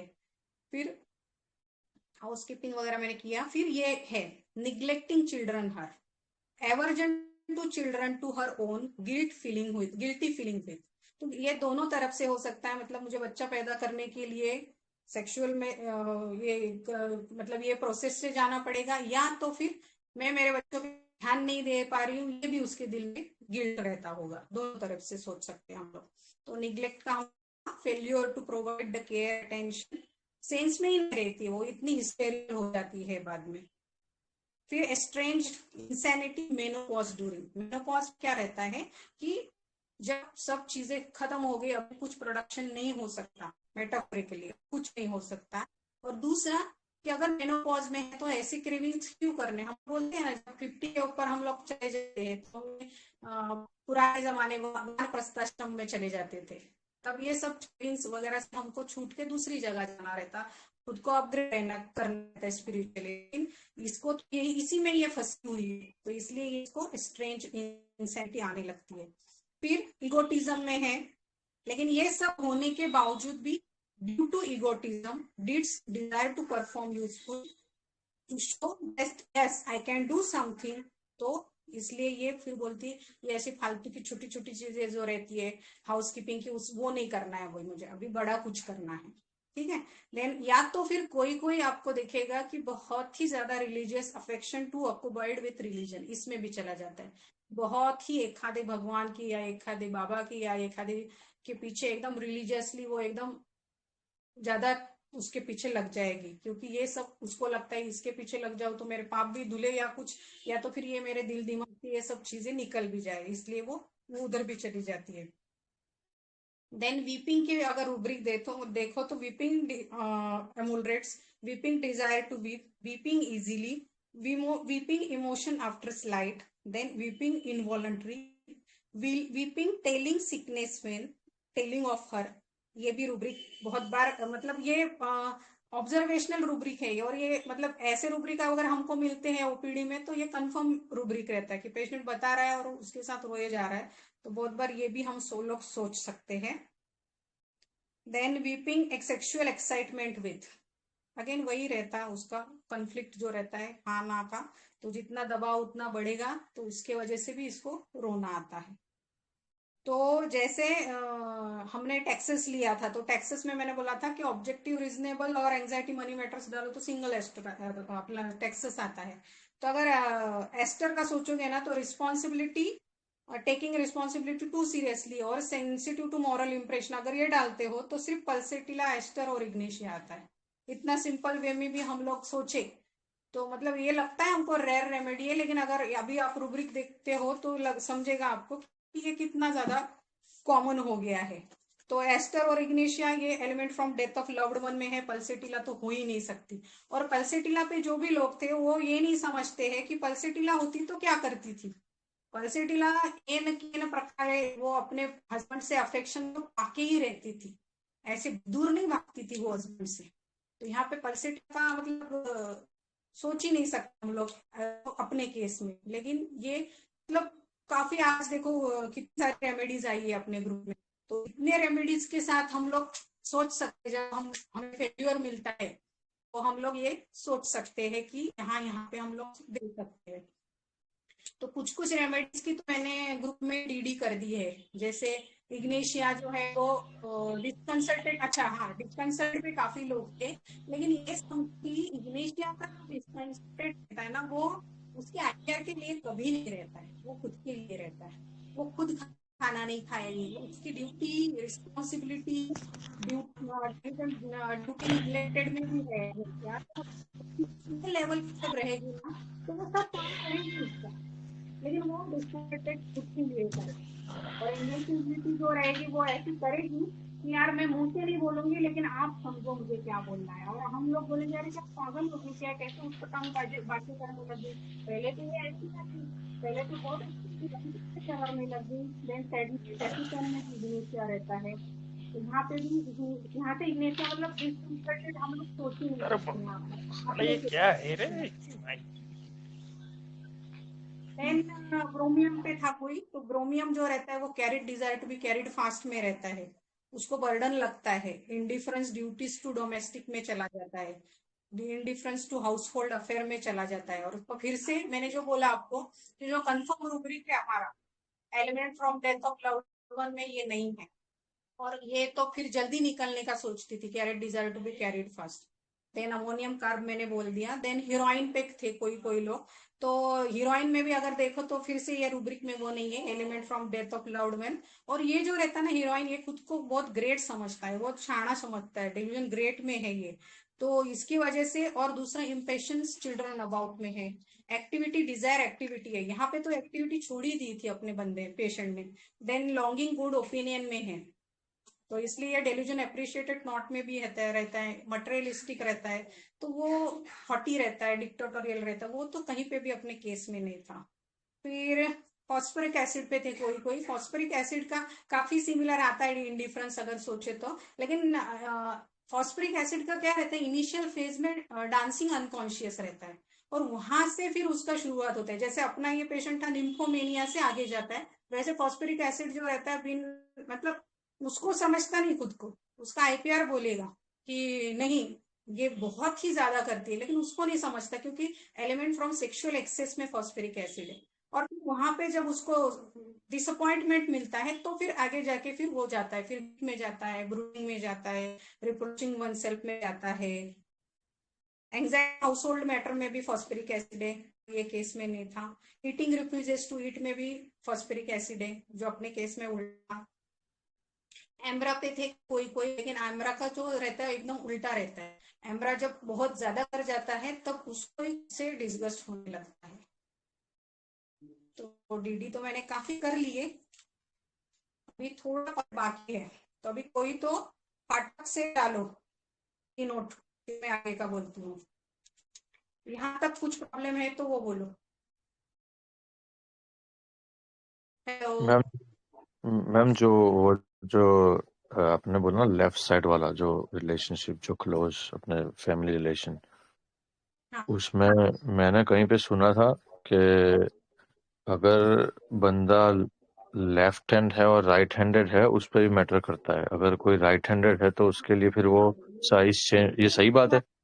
हाँ सर, ओके। अकॉर्डिंगली अपना ब्रेन एक्ट करता है ना सर। हाँ हाँ, तो इसका मतलब है हमें ये भी कंफर्म करना है ना शॉर्ट में ये भी कि confirm बंदा करना है लेफ्ट हैंडेड है कि राइट हैंडेड है ना? हाँ right side, very good sir है। लेकिन ठीक है, सर थैंक ज्यादा इस चीज में चली जाऊं तो फिर सेशन कहीं और चला जाएगा यू। अपना। नहीं नहीं नहीं नहीं नहीं, मैं सिर्फ कंफर्म कर रहा हूँ क्योंकि मुझे पता नहीं था। मैं सिर्फ कि ये बात सही है कि नहीं, बस वो मैं कंफर्म कर रहा हूँ। हाँ हाँ, थैंक यू, डाला थैंक यू। किसी ने फाटक? हेलो जी मैम, मैंने डाले हैं उसके, पिक डाला है उसका ग्रुप में। सर, मुझे 2 मिनट दीजिए, मुझे एक कॉल आ रहा है, मैं फिर से ज्वाइन करती हूँ।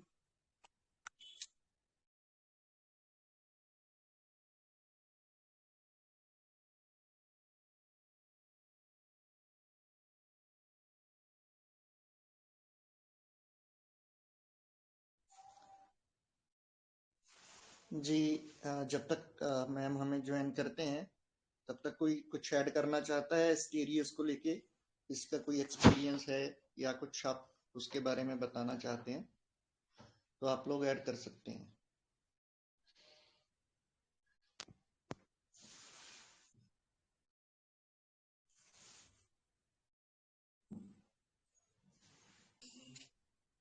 ओके, अभी देखो सर ने डाला है फाटक का, तो वो तो मैं नहीं रीड करूंगी, लेकिन उसमें से जो इम्पोर्टेंट है, मतलब जो मैंने स्टार्टिंग में बोला कि कितना अमेजिंग है हमारा साइंस और हमारे स्टॉलवर्ट, जिन्होंने इतने साल पहले ये सब चीजें इतने अच्छे से लिख के रखी कि जो मतलब कुछ कुछ रूब्रिक अभी भी समझने में दिक्कत आती है। अभी भी मुझे कुछ सिंगल रेमेडी रूब्रिक इतने ज्यादा समझ में नहीं आ रहे थे, तो फिर मैंने परवीन सर से बात की थी, तो ग्रेटिट्यूड परवीन सर। तो तब मुझे समझा, तो मतलब ना वो जो रहता है ना, मजा जब आता है ना तो करने में भी मजा आता है। जिसमें जो बोरिंग लगता है ना तो उसमें उतना मजा भी नहीं आता और उतना सीरियसली हम करते भी नहीं है। तो इसलिए मैंने सोचा कि आज इस तरह से देख बताएंगे तो हर एक एंगल से हमारा रेमेडी जो है ना वो तैयार हो जाता है। तो मेरा तो ट्राई, जब भी मैं पढ़ती हूँ तो इसी तरह से पढ़ती हूँ, और मैं कोशिश भी करती हूँ कि मैं जब भी पढ़ाऊँ तो वो रेमेडी आपकी भी ठीक से हो जाए और आपकी मतलब ये भी निकल जाए, मतलब केसेस भी निकल जाए। तो इसलिए मैं हर एक फैसेट, मतलब केसेस तो नहीं शेयर कर सकते हम लोग, लेकिन हर एक फैसेट जो रहता है वो मैं शेयर करती हूँ। जैसे देखो, अगर किसी को याद है तो फेल्कॉन का जो था लास्ट टाइम जसकरण सर ने लिया था, सेम टू सेम वर्डिंग मैंने मेरे सेशन में बोले हैं कि पेशेंट को fear of beaten by partner रहता है, तो सोचो उसके दिल दिमाग में कितना टेरर रहता होगा, ये मैंने बोला था जब फियर टेरर में रहती है। तो सेम वैसा वो फैसेट अपने को वहां पे देखने के मिलेगा। सब पूरी चीजें नहीं कवर कर सकते इसमें, लेकिन ये कुछ कुछ चीजें जो है वो 100% हमको मिलती है। तो इसलिए मतलब जितना हम अच्छे से पढ़ेंगे उतने हमारे केसेस अच्छे से निकलेंगे। तो अभी देखो फाटक में जो दिया है, तो सर ने जो लिखा है कि ज्यादा करके जो फिजिकल कंप्लेंट है, मतलब मैंने जितना पढ़ने की कोशिश की, मतलब वीडियोस भी देखे, लेकिन वीडियोस एज सच मुझे बहुत ज्यादा यूजफुल इंफॉर्मेटिव नहीं मिले। हर एक वीडियो में यही फाटक सर की चीजें वो लोग दोबारा दोबारा बता रहे थे। तो वो हमारी केस में through mind method, through metaphor कितने अच्छे से कोरिलेट होती है वो मैं बताऊंगी। तो ज्यादा करके एस्टेरिस मतलब जब हमें कुछ नहीं मिलता है तो हम ये लेवल से ये मतलब ये क्या बोल सकते हैं, ये रूट से भी हम एंट्री कर सकते हैं हमारे केसेस में। कभी कभी जब हैंग हो रहा है हमारा दिमाग या हमको रिजल्ट नहीं मिल रहा है, तो बहुत बार क्या रहता है, अगर मिनिमम बराबर है तो फिजिकल्स भी उसमें कवर हो जाते हैं। जैसे मैंने एक ग्लूकोरिया का एग्जांपल अभी आपको दिया। तो दूसरा वैसे इसमें रहता है कि एक्ने के लिए ये दिया जाता है।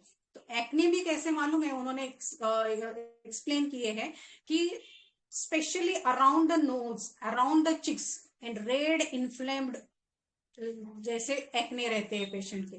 तो इसका मतलब क्या होता है, अपने एस्टेरिस में कैसे और क्यों आते हैं ये, मतलब बहुत बार आप लोग देखोगे कि फिजिकल्स पे प्रिस्क्राइब करने वाले लोग हैं, तो उनको मतलब बहुत से ऐसे हैं कि सिर्फ फिजिकल्स पे ही देते हैं और उनको रिजल्ट्स मिलते हैं। हमेशा मिलते हैं ऐसे नहीं, लेकिन मिलते हैं। तो क्यों मिलते हैं, तो उसके पीछे का जो वहां है, उसके पीछे की जो क्या बोल सकते हैं अपनी माइंड है, वो ये है, इसके लिए वो फिजिकल्स भी उस पे एक्ट करता है और इसलिए अपने को रिजल्ट मिलता है। तो अगर एक्ने हम सोचते हैं तो स्पेशली इसमें फेस और नोज पे आते हैं। तो नोज अगर हम देखते हैं तो नोज जो है हमारे डिग्निटी के लिए स्टैंड होता है। मतलब नोज की रिलेटेड जो भी आपको इश्यू हो तो 100% आप सोच सकते हो कि आपको कहीं ना कहीं आपकी डिग्निटी हर्ट हुई है, आपका ईगो हर्ट हुआ है। इस पेशेंट में हमने देखा कि कितना ईगोटिज्म वाली बंदी थी, लेकिन only because she is spineless, she has to go through the abuse, has to face all this things. तो इसको फेस पे, और रेड क्या करता है, रेड सिंबलाइज फॉर एंगर।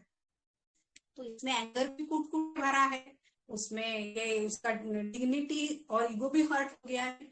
तो फेस क्या होता है कि represents our identity, the image we have of our self. मतलब फेस देख के हम लोग बोलते हैं अरे ये है, ये है, इससे थोड़ी हम पहचानते हैं, फेस से बोलते हैं। तो this is our identity, this is our image of our self. तो उसको जब क्रिटिसाइज करते हैं या कंफ्यूजन होता है अबाउट ओन आइडेंटिटी और अबाउट रोल इन फैमिली और सोसाइटी, तो वहां पे एक्ने होता है। तो इसको अगर देखो, ये बच्ची को ऐसा होता होगा, या तो फिर बच्चे और बेटा और बेटी में डिफरेंशिएट करते होंगे, तभी भी इसको लगता होगा ना यार मैं हूं कौन, ये मेरे खुद के माँ बाप हैं या सौतेली बेटी हूं मैं इनकी, है क्या ये सब चीजें। ये कहीं ना कहीं आइडेंटिटी इशू इसके दिल दिमाग में शुरू हो जाता होगा। तो इसलिए इसको एक्ने आते हैं, वो भी इतने बड़े बड़े और फेस पे आते हैं। फिर दूसरा उन्होंने डिस्क्राइब किया है एपिलेप्सी। एपिलेप्सी के लिए काफी लोग एस्टेरिस फिजिकली पे देते हैं, और बहुत बार हमारे पास भी एपिलेप्सी का पेशेंट आया और उसको अगर ऐसा अगर सिमिलम आपका अपना रूब्रिक अगर मैच होते हैं तो हम लोग सोच सकते हैं। तो एपिलेप्सी क्या होती है, large internal identity conflict, they do not feel loved, so difficult in standing or find their place in his or her body, in family or society। तो जब हमको बहुत डिफिकल्टी आती है लव्ड वन, यहां से हमने डिफरेंशिएट किया था होम और हाउस, क्योंकि वो केयर अटेंशन वो बॉन्डिंग है ही नहीं है, तो फिर ये तो स्ट्रेंजर्स हैं मेरे लिए सब। तो यहाँ पे भी देखो रूब्रिक कैसे कोरिलेट हो सकते हैं। Delusion, women's are suffering through the ages, then delusion stranger, aggravation in house, rejection of self due to guilt. अभी गिल्ट क्या है अपने पेशेंट में, delusion dirty he is inside and smell badly. मतलब ये कहीं ना कहीं उसके मन में है कि मुझे इसके लिए इन पे डिपेंडेंट रहना पड़ता है, तो इसकी वजह से भी ये एपिलेप्टिक अटैक उसमें आते हैं। नीड अटेंशन एंड अफेक्शन, बहुत बार देखो अपना टैरेंट जो पेशेंट है वो एपिलेप्टिक अटैक जैसा करता है, तो क्यों करता है, उसको अटेंशन चाहिए। तो हम क्या करते हैं, जैसे समझो हमारे कोई रिलेटिव है उसको एपिलेप्टिक अटैक आती है, तो हम अकेला छोड़ देते हैं क्या उसको, हम उसको सदा उसके साथ रहेंगे ना, अटेंशन देंगे उसको कि नहीं नहीं यार कहीं पे भी गिर जाएगा, कहीं भी कुछ लग जाएगा, तो हमको इसको संभालना है। तो अपना सबकॉन्शियस माइंड बहुत ही खतरनाक है। मैं सोचती हूँ तो मुझे बहुत अचंभा होता है बहुत बार कि ये सबकॉन्शियस थॉट उसका कैसा जाता होगा कि मुझे नहीं अटेंशन दे रहा है, तो उसका सबकॉन्शियस थॉट उसके फिजिकल्स पे रिफ्लेक्ट करके उसको एपिलेप्टिक अटैक आते हैं, ताकि वो फिर आईपीआर अपने आप उसको अटेंशन देना शुरू कर दे। तो how beautiful our body to our subconscious thought. This is the reason those practicing on physicals also get the results in many cases, but through method, we get to know exact why of the case, exact why of the patient, and when we treat that exact why, we get the cure on all level, mental, physical and everywhere. Then breast का हमने थोड़ा discuss कर लिया था, तो मैंने एक दो केसेस ऐसे देखे थे कि ब्रेस्ट में भी कैसा रहता है, लेफ्ट साइडेड स्पेशली, और उसमें भी अल्सरेटिव वुंड हो जाता है, और वुंड में से ऐसा एकदम बैड ऑर्डर डिस्चार्जेस निकलते हैं। तो ऐसी कैंसर की स्टेजेस में एस्टेरिस ने वर्क किया है, क्यों किया है वो देखेंगे। तो breast stands for femininity, motherhood and responsibility in family in her nest. Nest क्या है? अपना होम है, जहाँ पे प्यार है, मोहब्बत है, बॉन्डिंग है। तो यहाँ पे ये इसकी फेमिनिटी, ये इसका मदरहुड रहता है। तो separation due to the divorce, violence, abuse, financial issues और एनी थिंग्स, उसको ब्रेस्ट के इश्यू शुरू हो जाते हैं, क्योंकि उसका जो नेस्ट रहता है वो कहीं ना कहीं डिस्टर्ब हुआ रहता है। तो insecurity with respect to nurture would और protect those one breast feeds, मतलब ब्रेस्ट फीड ये मेटाफोरिकली समझो ना, ब्रेस्ट फीड किसको करते हैं कि जो अपने पे डिपेंडेंट है, और उनके साथ अगर ऐसा कुछ इनसिक्योरिटी का या रिस्पेक्ट का पंगा हो तो इसको प्रॉब्लम हो जाती है।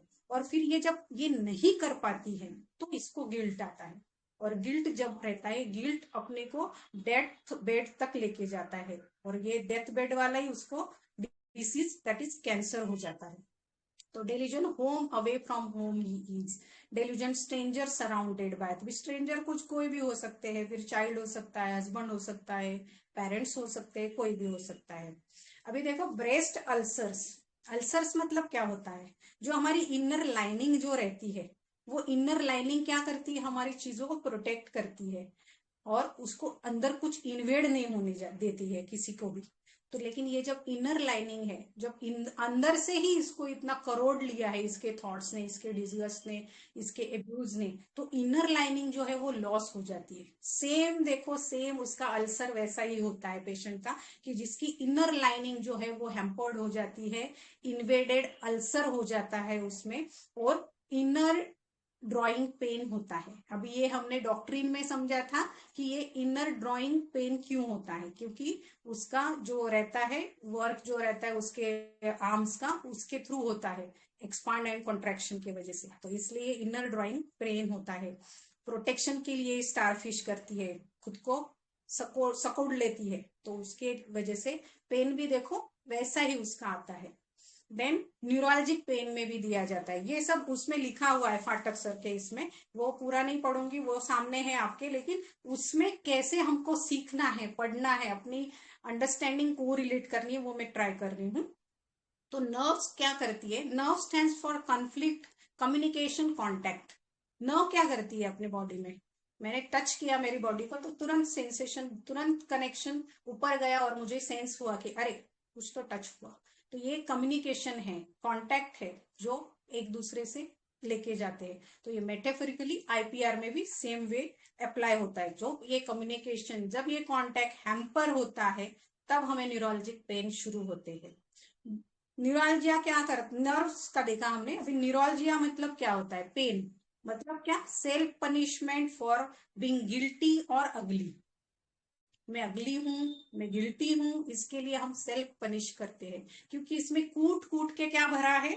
मॉरल सेंस भरा हुआ है, कंसाइंस भरा हुआ है, और उसके चलते इसको ये प्रॉब्लम हो जाती है। And do not want to be touched, want to be separated. तो देखो बॉडी कैसे अपने को देती है ना, जो सोचते हैं वो देती है। न्यूरालजिक अगर पेन किसी को है तो देखो वो बिल्कुल ऐसा ऐसा ऐसा करेगा, दूर भागो दूर भागो, टच मत करो। तो इसको जब मेंटली टच नहीं चाहिए किसी का, तो फिजिकल भी उसका ऐसा अडॉप्ट कर लेता है कि उसको वैसा पेन हो जाता है कि उसको टच किसी का फिर सहने नहीं देता है, लेकिन उसके वजह से सफर होता है अपना पेशेंट। देन लुकोरिया का तो ऑलरेडी मैंने लास्ट सेशन में भी अपने टेक्सास में लिया था, क्यों होता है, क्या होता है। लेकिन इसका लुकोरिया जो रहता है वो बहुत ही बैड स्मेल रहता है, और उसमें आपको डिस्गस्ट की हिस्ट्री 100% मिलेगी। देन लिम्फेटिक नोड्स में भी देखा जाता है। तो लिम्फ नोड क्या करते हैं हमारे, सादी लैंग्वेज में बोलूं तो पुलिस रहते हैं हमारी बॉडी के लिए। कहाँ पे भी इन्फेक्शन हो गया तो तुरंत वो सोलन हो जाते हैं, प्रोटेक्ट कर लेते हैं। हमारे टॉन्सिल्स हमारे सबसे बड़े लिम्फ ग्लैंड्स है। तुरंत फूल जाती है, क्योंकि अंदर उसको जाने नहीं देना रहता किसी को, इन्फेक्शन को। तो ये हमारे गार्ड रहते, पुलिस गार्ड रहते। तो इसमें लिम्फेटिक जो है काफी लिम्फेटिक नोड्स के भी प्रॉब्लम आते हैं, और ये फ्लैबी लिम्फेटिक कंस्टिट्यूशन भी है। तो feel attacked, mind to defend my self, protect my self. तो जब बॉडी चाहती है कि मैं खुद को प्रोटेक्ट करूं, कोई मुझ पे अटैक कर रहा है, तब जो रिएक्शन देती है वो लिम्फ नोड्स से दिखते हैं अपने को। तो सेम वे अपने पेशेंट में भी ये चीजें हम सब देखने को मिलती है। और हेडेक में भी दिया जाता है। तो हेडेक में तो मतलब हम बोलते हैं ना ऐसे मजाक मजाक में, कौन है तुम्हारा हेडेक, तो फिर वो बोल देते ये है वो है। तो उस तरह से भी हम लोग सोचते हैं। when I do not accept certain thoughts, ideas or feeling which bother or distract me, feel upset or depressed in my family or in my professional world, then patient get the headache. तो इसमें headache में भी काफी बार ये दिया जाता है। तो अभी मैंने देखो केस भी ले लिया, रेट्रो भी ले लिया, फिर मैंने डॉक्टरी सिग्नेचर भी ले लिया है, पेशेंट अपने रेमेडीज पैरेलल रेमेडीज के डीडी भी कर लिए, की नोट्स भी ले लिया, physical score related with psychodynamic भी ले लिया। तो I tried my level best to cover all the facets of this remedy, hoping it will help you in your practice.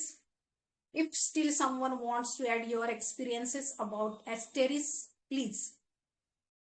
मेरा तो ऑलमोस्ट डन है, और अभी क्वेरी है किसी की तो वो पूछो, नहीं तो बाद में भी ग्रुप में डाल दी तो भी चलेगा। और किसी का एक्सपीरियंस है या किसी ने कुछ केस सुना है एस्टेरिस का, तो वो ऐड ऑन कर दो, तो वो सुनने वाले को और हेल्प करेगा। या मेरा कुछ मिस हो गया है तो प्लीज वो भी ऐड कीजिए।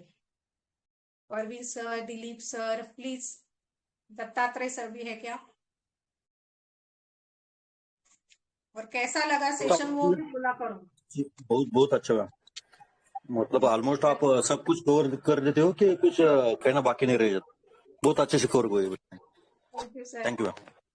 वही मैं बोली, किसी को लगता होगा मैं बहुत रूडली बात करती हूँ, फिर क्या होता है एक एक के क्वेरी के लिए टाइम जाता है, फिर सेशन बहुत बड़ा हो जाता है, और मेरे दिमाग में स्टूडेंट जैसी क्वेरीज आती रहती है, ये नहीं तो ये नहीं तो ये कैसा होगा, फिर ये क्यों नहीं आया इसमें, तो फिर वो ऑलमोस्ट मैंने सब सेटिस्फाई करने की ट्राई किया है। फिर भी कुछ है तो बोलिए प्लीज।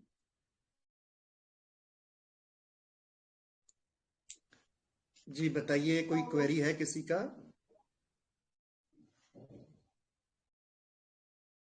जैसे मैम ने बोला, प्लीज बोला कीजिए, यस नो कुछ बताया कीजिए। जो देख नहीं पा रहे हैं वो वीडियो पे कमेंट भी डाल दीजिए करे, सब मेंटर्स को उससे मोटिवेशन भी मिलता है। या कहीं गलत जा रहे हैं हम लोग और कुछ ऐड ऑन करना है तो वो भी अपने को समझेगा ना। बहुत बार नहीं पॉसिबल होता है लाइव अटेंड करने को किसी को, तो वो भी किया करो।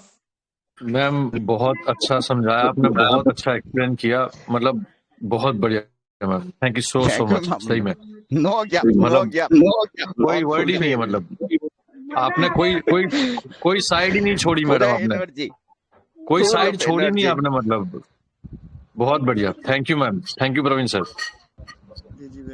ऐसे बोला कि what is energy, no gap, excellent. Thank you so much ma'am, आपकी सेशन का इंतजार रहता है मुझे हर महीने में।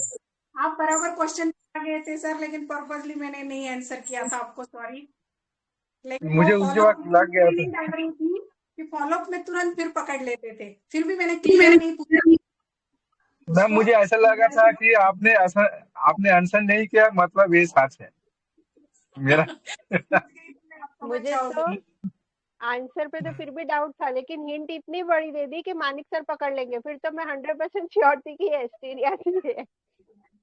बहुत बढ़िया। मेरे से पहले डॉक्टर श्वेता मैम ने क्रैक किया है मैम। हाँ, फिर बाद में काफी लोगों ने क्रैक किया और वो मुझे पता भी था, ही समझ में आ गया। हाँ, फॉलोअप इसीलिए नहीं डाल रही थी मैं उसका, लेकिन उसमें ये समझ में आता था कि अभी भी वो जेल में है, उसके कुछ लेना देना नहीं है, और पेशेंट कितना बढ़िया है। और अभी तो इतना मस्त फॉलोअप आया, ये सेकंड टाइम जब आए हैं तो विद इन 1 मंथ वो कंटिन्यू हो गई है। एक दिन मतलब वो घर से टेस्ट करके आई थी, और फिर मैंने कंफर्म करने के लिए मेरे पास किया था, तो शी वॉज पॉजिटिव और रेमेडी टोटली बदल गई अभी उसकी। नेक्स्ट टाइम वही करेंगे हम लोग। तो बोलो किसी ने केस देखा मैं है एक्चुअली इसका तो मैं मैं हाँ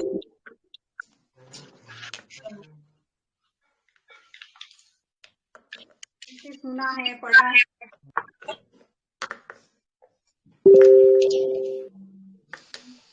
सुना तो है केस, बीच में एक हुसैन सर का ही केस था।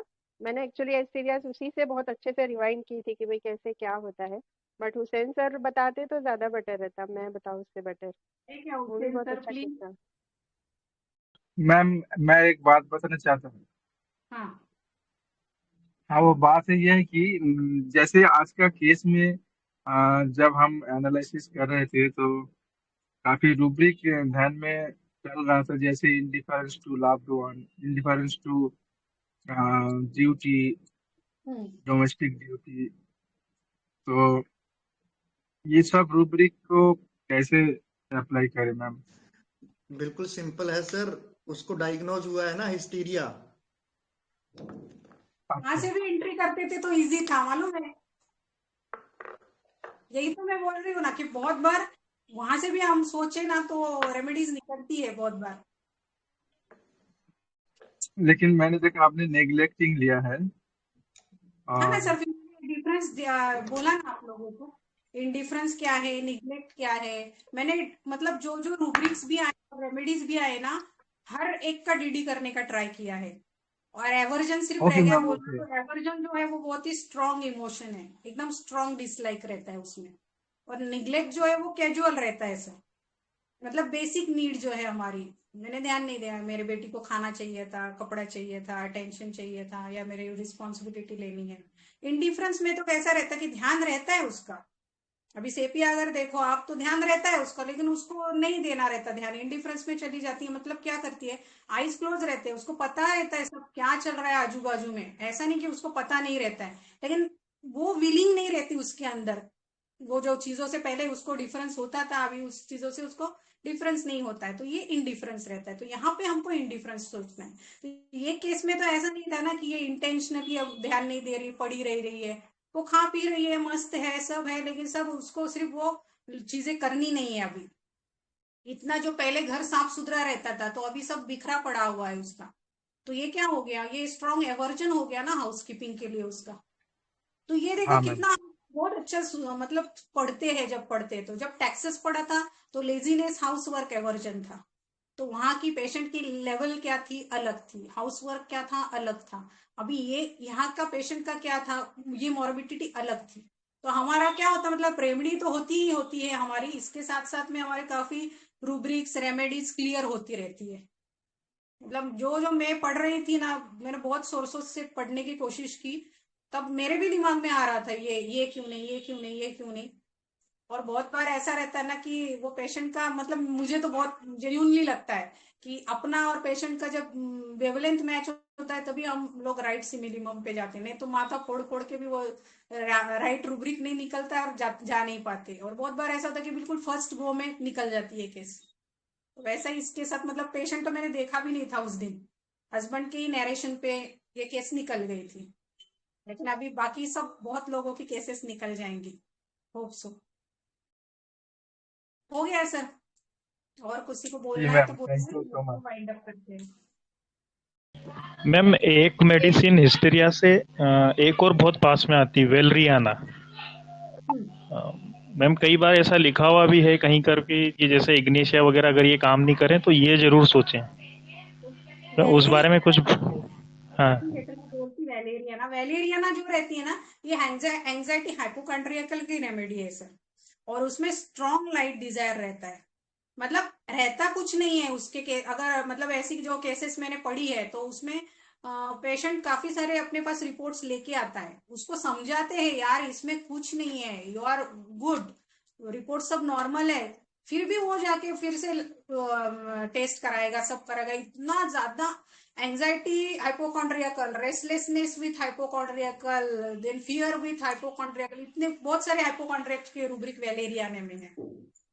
उसको डिलूजन रहता है ना मैम, डिलूजन इरोनियस। लेकिन मुझे तो नहीं लगता कुछ इतना सिमिलैरिटी उसमें। लाइट डिजायर का तो एस्टेरिस में कुछ है ही नहीं। Delusion erroneous idea of body, ये रहता है वैलेरियन में। Thought erroneous. एक और चीज है, स्टार्टिंग में पता नहीं मैम ने बताया नहीं बताया, बट जैसे एस्टीरियाज होती है ना, उसमें वो कैपेसिटी होती है, लाइक अगर उसका कोई पार्ट कट जाए तो वो रीजनरेट कर लेती है ना, तो मतलब वो बोल दिया ना। और सी रेमेडी है, लाइक सी के जितने भी होते हैं ना, लाइक वो बहुत इनिशियल स्टेज के होते हैं डेवलपमेंट में, तो उनके अंदर ना सेंसिटिविटी बहुत ज्यादा रहती है। तो जैसे हम बोलते हैं ना एलर्जी होती है, लाइक सी फूड से हो गई, इससे हो गया, उससे हो गया, बहुत बहुत ज्यादा सेंसिटिव रहते हैं ये लोग। तो हमें ना कभी कभी पेशेंट ऐसे प्लांट जैसा लगेगा कि जरा सा कुछ बोल दिया, जरा सा कुछ हो गया, और ये लोग इतना क्या रिएक्ट कर रहे हैं, इतना क्या वो हो रहे हैं। लेकिन ये लोग इतने इनिशियल डेवलपमेंट में होते हैं ना, तो इनको जरा सी भी चीज होती है ना, बहुत ज्यादा इफेक्ट हो जाती है। इसलिए लाइक इग्नेशिया और ये हम समझते हैं कि हिस्टेरिया में चले जाते हैं। और स्पेशली लाइक ऐसा कोई टाइम होता है ना, लाइक मॉर्निंग टाइम या ऐसा कोई टाइम या नाइट टाइम, तब ज्यादा इन लोगों को हिस्टेरिया हो जाता है कि एकदम से अभी सब काम कर लिया, सब कुछ कर लिया, फिर जैसे ही बेड पे जाते हैं आराम करने का टाइम, फिर वो एकदम से कुछ हस्बैंड ने बोल दिया और हिस्टेरिया एकदम शुरू हो जाता है, रोना शुरू हो गया, सुबह सुबह उठ के रोना शुरू कर लेती है, सिर पकड़ लेती है, क्या हो जाता है। तो हस्बैंड, जैसे ये केस में भी था ना कि हस्बैंड परेशान था, तो ऐसी लेडीज है जहाँ हम सोचते हैं कि इसको हो क्या रहा है यार। हाँ, ये चीज जो हिस्टेरिया तो वो परेशान इसलिए हो रहा था ना, जेन्युइन था बंदा, लेकिन उसको ही समझ में नहीं आ रहा था कि ये ऐसे क्या रिएक्ट करते हैं, अगर समझाने भी जाओ तो समझती भी नहीं है। तो ये वल्नरेबिलिटी हो सकती है। हाँ, ये चीजें सेंसिटिविटी इन लोगों में रहती है सी रेमेडीज में, कि ये लोग इतने सेंसिटिव होते हैं कि कभी भी कुछ भी होता है और ये सीधा बहुत ज्यादा ले लेते हैं अपने पे। तो हमें बहुत उनकी सेंसिटिविटी को फील करना है कि वो कहाँ पे शुरू होता है, वो चीज को हम देखेंगे ना तो पकड़ पाते हैं फिर हम। Thank you ma'am. Thank you ma'am. ठीक है सर, करिए वाइंड अप। जी ma'am, thank you so much Shweta ma'am, आपने बहुत इम्पोर्टेंट जो इन्फॉर्मेशन है एस्टेरियस के बारे में ऐड किया। तो हमारी IHF फैमिली की ओर से हमारे रेस्पेक्टेड मेंटर डॉक्टर माधुरी पाटिल मैम का बहुत बहुत आभार आज के इस शानदार सेशन के लिए। और सच में आपने बहुत ब्यूटीफुल तरीके से एस्टेरियस के सभी पॉइंट्स को कवर किया है और बहुत ब्यूटीफुली पढ़ाया है। और ये हम सभी के लिए मतलब एक सीख भी है कि हमको कैसे स्टडी करना चाहिए, कैसे पढ़ना चाहिए किसी भी रेमेडी को, या जब भी हम पढ़ते हैं। तो deep gratitude to our respected. लोग एक एक रेमेडी कर देंगे ना तो हमारी ढेरों रेमेडीज हो जाएंगी जल्दी जल्दी। जी और जी सब जी बिल्कुल मैम। सीख लेंगे सर, कम टाइम में सीख लेंगे। जी रिक्वेस्ट करूंगी मैं सही में सबको कि प्लीज प्लीज सामने आओ। हमारी खूब पढ़ाई होती है, मैं कितना पढ़ रही हूँ 5-6 दिन से, बहुत ज्यादा पढ़ाई हो जाती है खुद की। डिफरेंशिएट डीडीज इतने बढ़िया तरीके से हो जाते हैं, बहुत पूछो मत। Thank you sir. Thank you all IHF family. Thank you ma'am. Thank you. Thank you very much ma'am. जी जी सर, थैंक यू सर। जी, तो हमारे सभी IHF फैमिली मेंबर्स का भी बहुत बहुत आभार आपके पार्टिसिपेशन के लिए, सपोर्ट के लिए और अफेक्शन के लिए। तो आज के इस शानदार सेशन को यहीं पर वाइंड अप करते हैं। आप सभी से मुलाकात होगी हमारी नेक्स्ट VC में। Thank you. जी डॉक्टर साहब। जी सर। हाँ सर, अभी प्लीज ज्यादा लंबा हो जाएगा VC, आप ग्रुप में डालिए जो भी है। सॉरी, लंबा नहीं होगा, लंबा नहीं होगा। बोलिए सर। सिर्फ मैं बोलना चाहता हूँ कि सारे लोग सुन लें। आप लोग वास्तव में जो होम्योपैथ का प्रचार प्रसार कह सकते हैं या होम्योपैथ में अपना जो सहयोग दे रहे हैं, ये निःशुल्क दे रहे हैं, इसके लिए बहुत बहुत धन्यवाद आप लोगों को। जी सर, और इसकी प्रेरणा हमारे गुरुजी हैं sir, doctor Mahesh Chandra sir भी तो सेल्फलेसली ही इसी तरह पढ़ाते हैं, सिखाते हैं। तो जब हम उनसे इस तरह से सीख रहे हैं तो हम आगे पेड में कैसे पढ़ा सकते हैं। तो इसलिए पहले करते थे सर हम भी थोड़ा, ये मेरा थिंकिंग ये था कि कुछ ना कुछ इकोनॉमिक एक्टिविटी ग्रुप के साथ जुड़ी रहे तो ग्रुप सरवाइव करता है। तो लेकिन जी अब जी उस तरह से अभी जरूरत भी नहीं है, और ढेर सारे जी ऐसे मेंटर्स हैं हमारे पास, डॉक्टर्स हैं जो फ्री में अपना एक्सपीरियंस, अपने केसेस और अपना प्रीसियस टाइम हमको दे रहे हैं। जी तो उस तरह जी की जी मजबूरी भी नहीं है। तो थैंक यू सर, जी thank you sir, so much. ठीक सर, ओके सर। जी वेलकम सर। तो thank you, good day. Thank you, sir.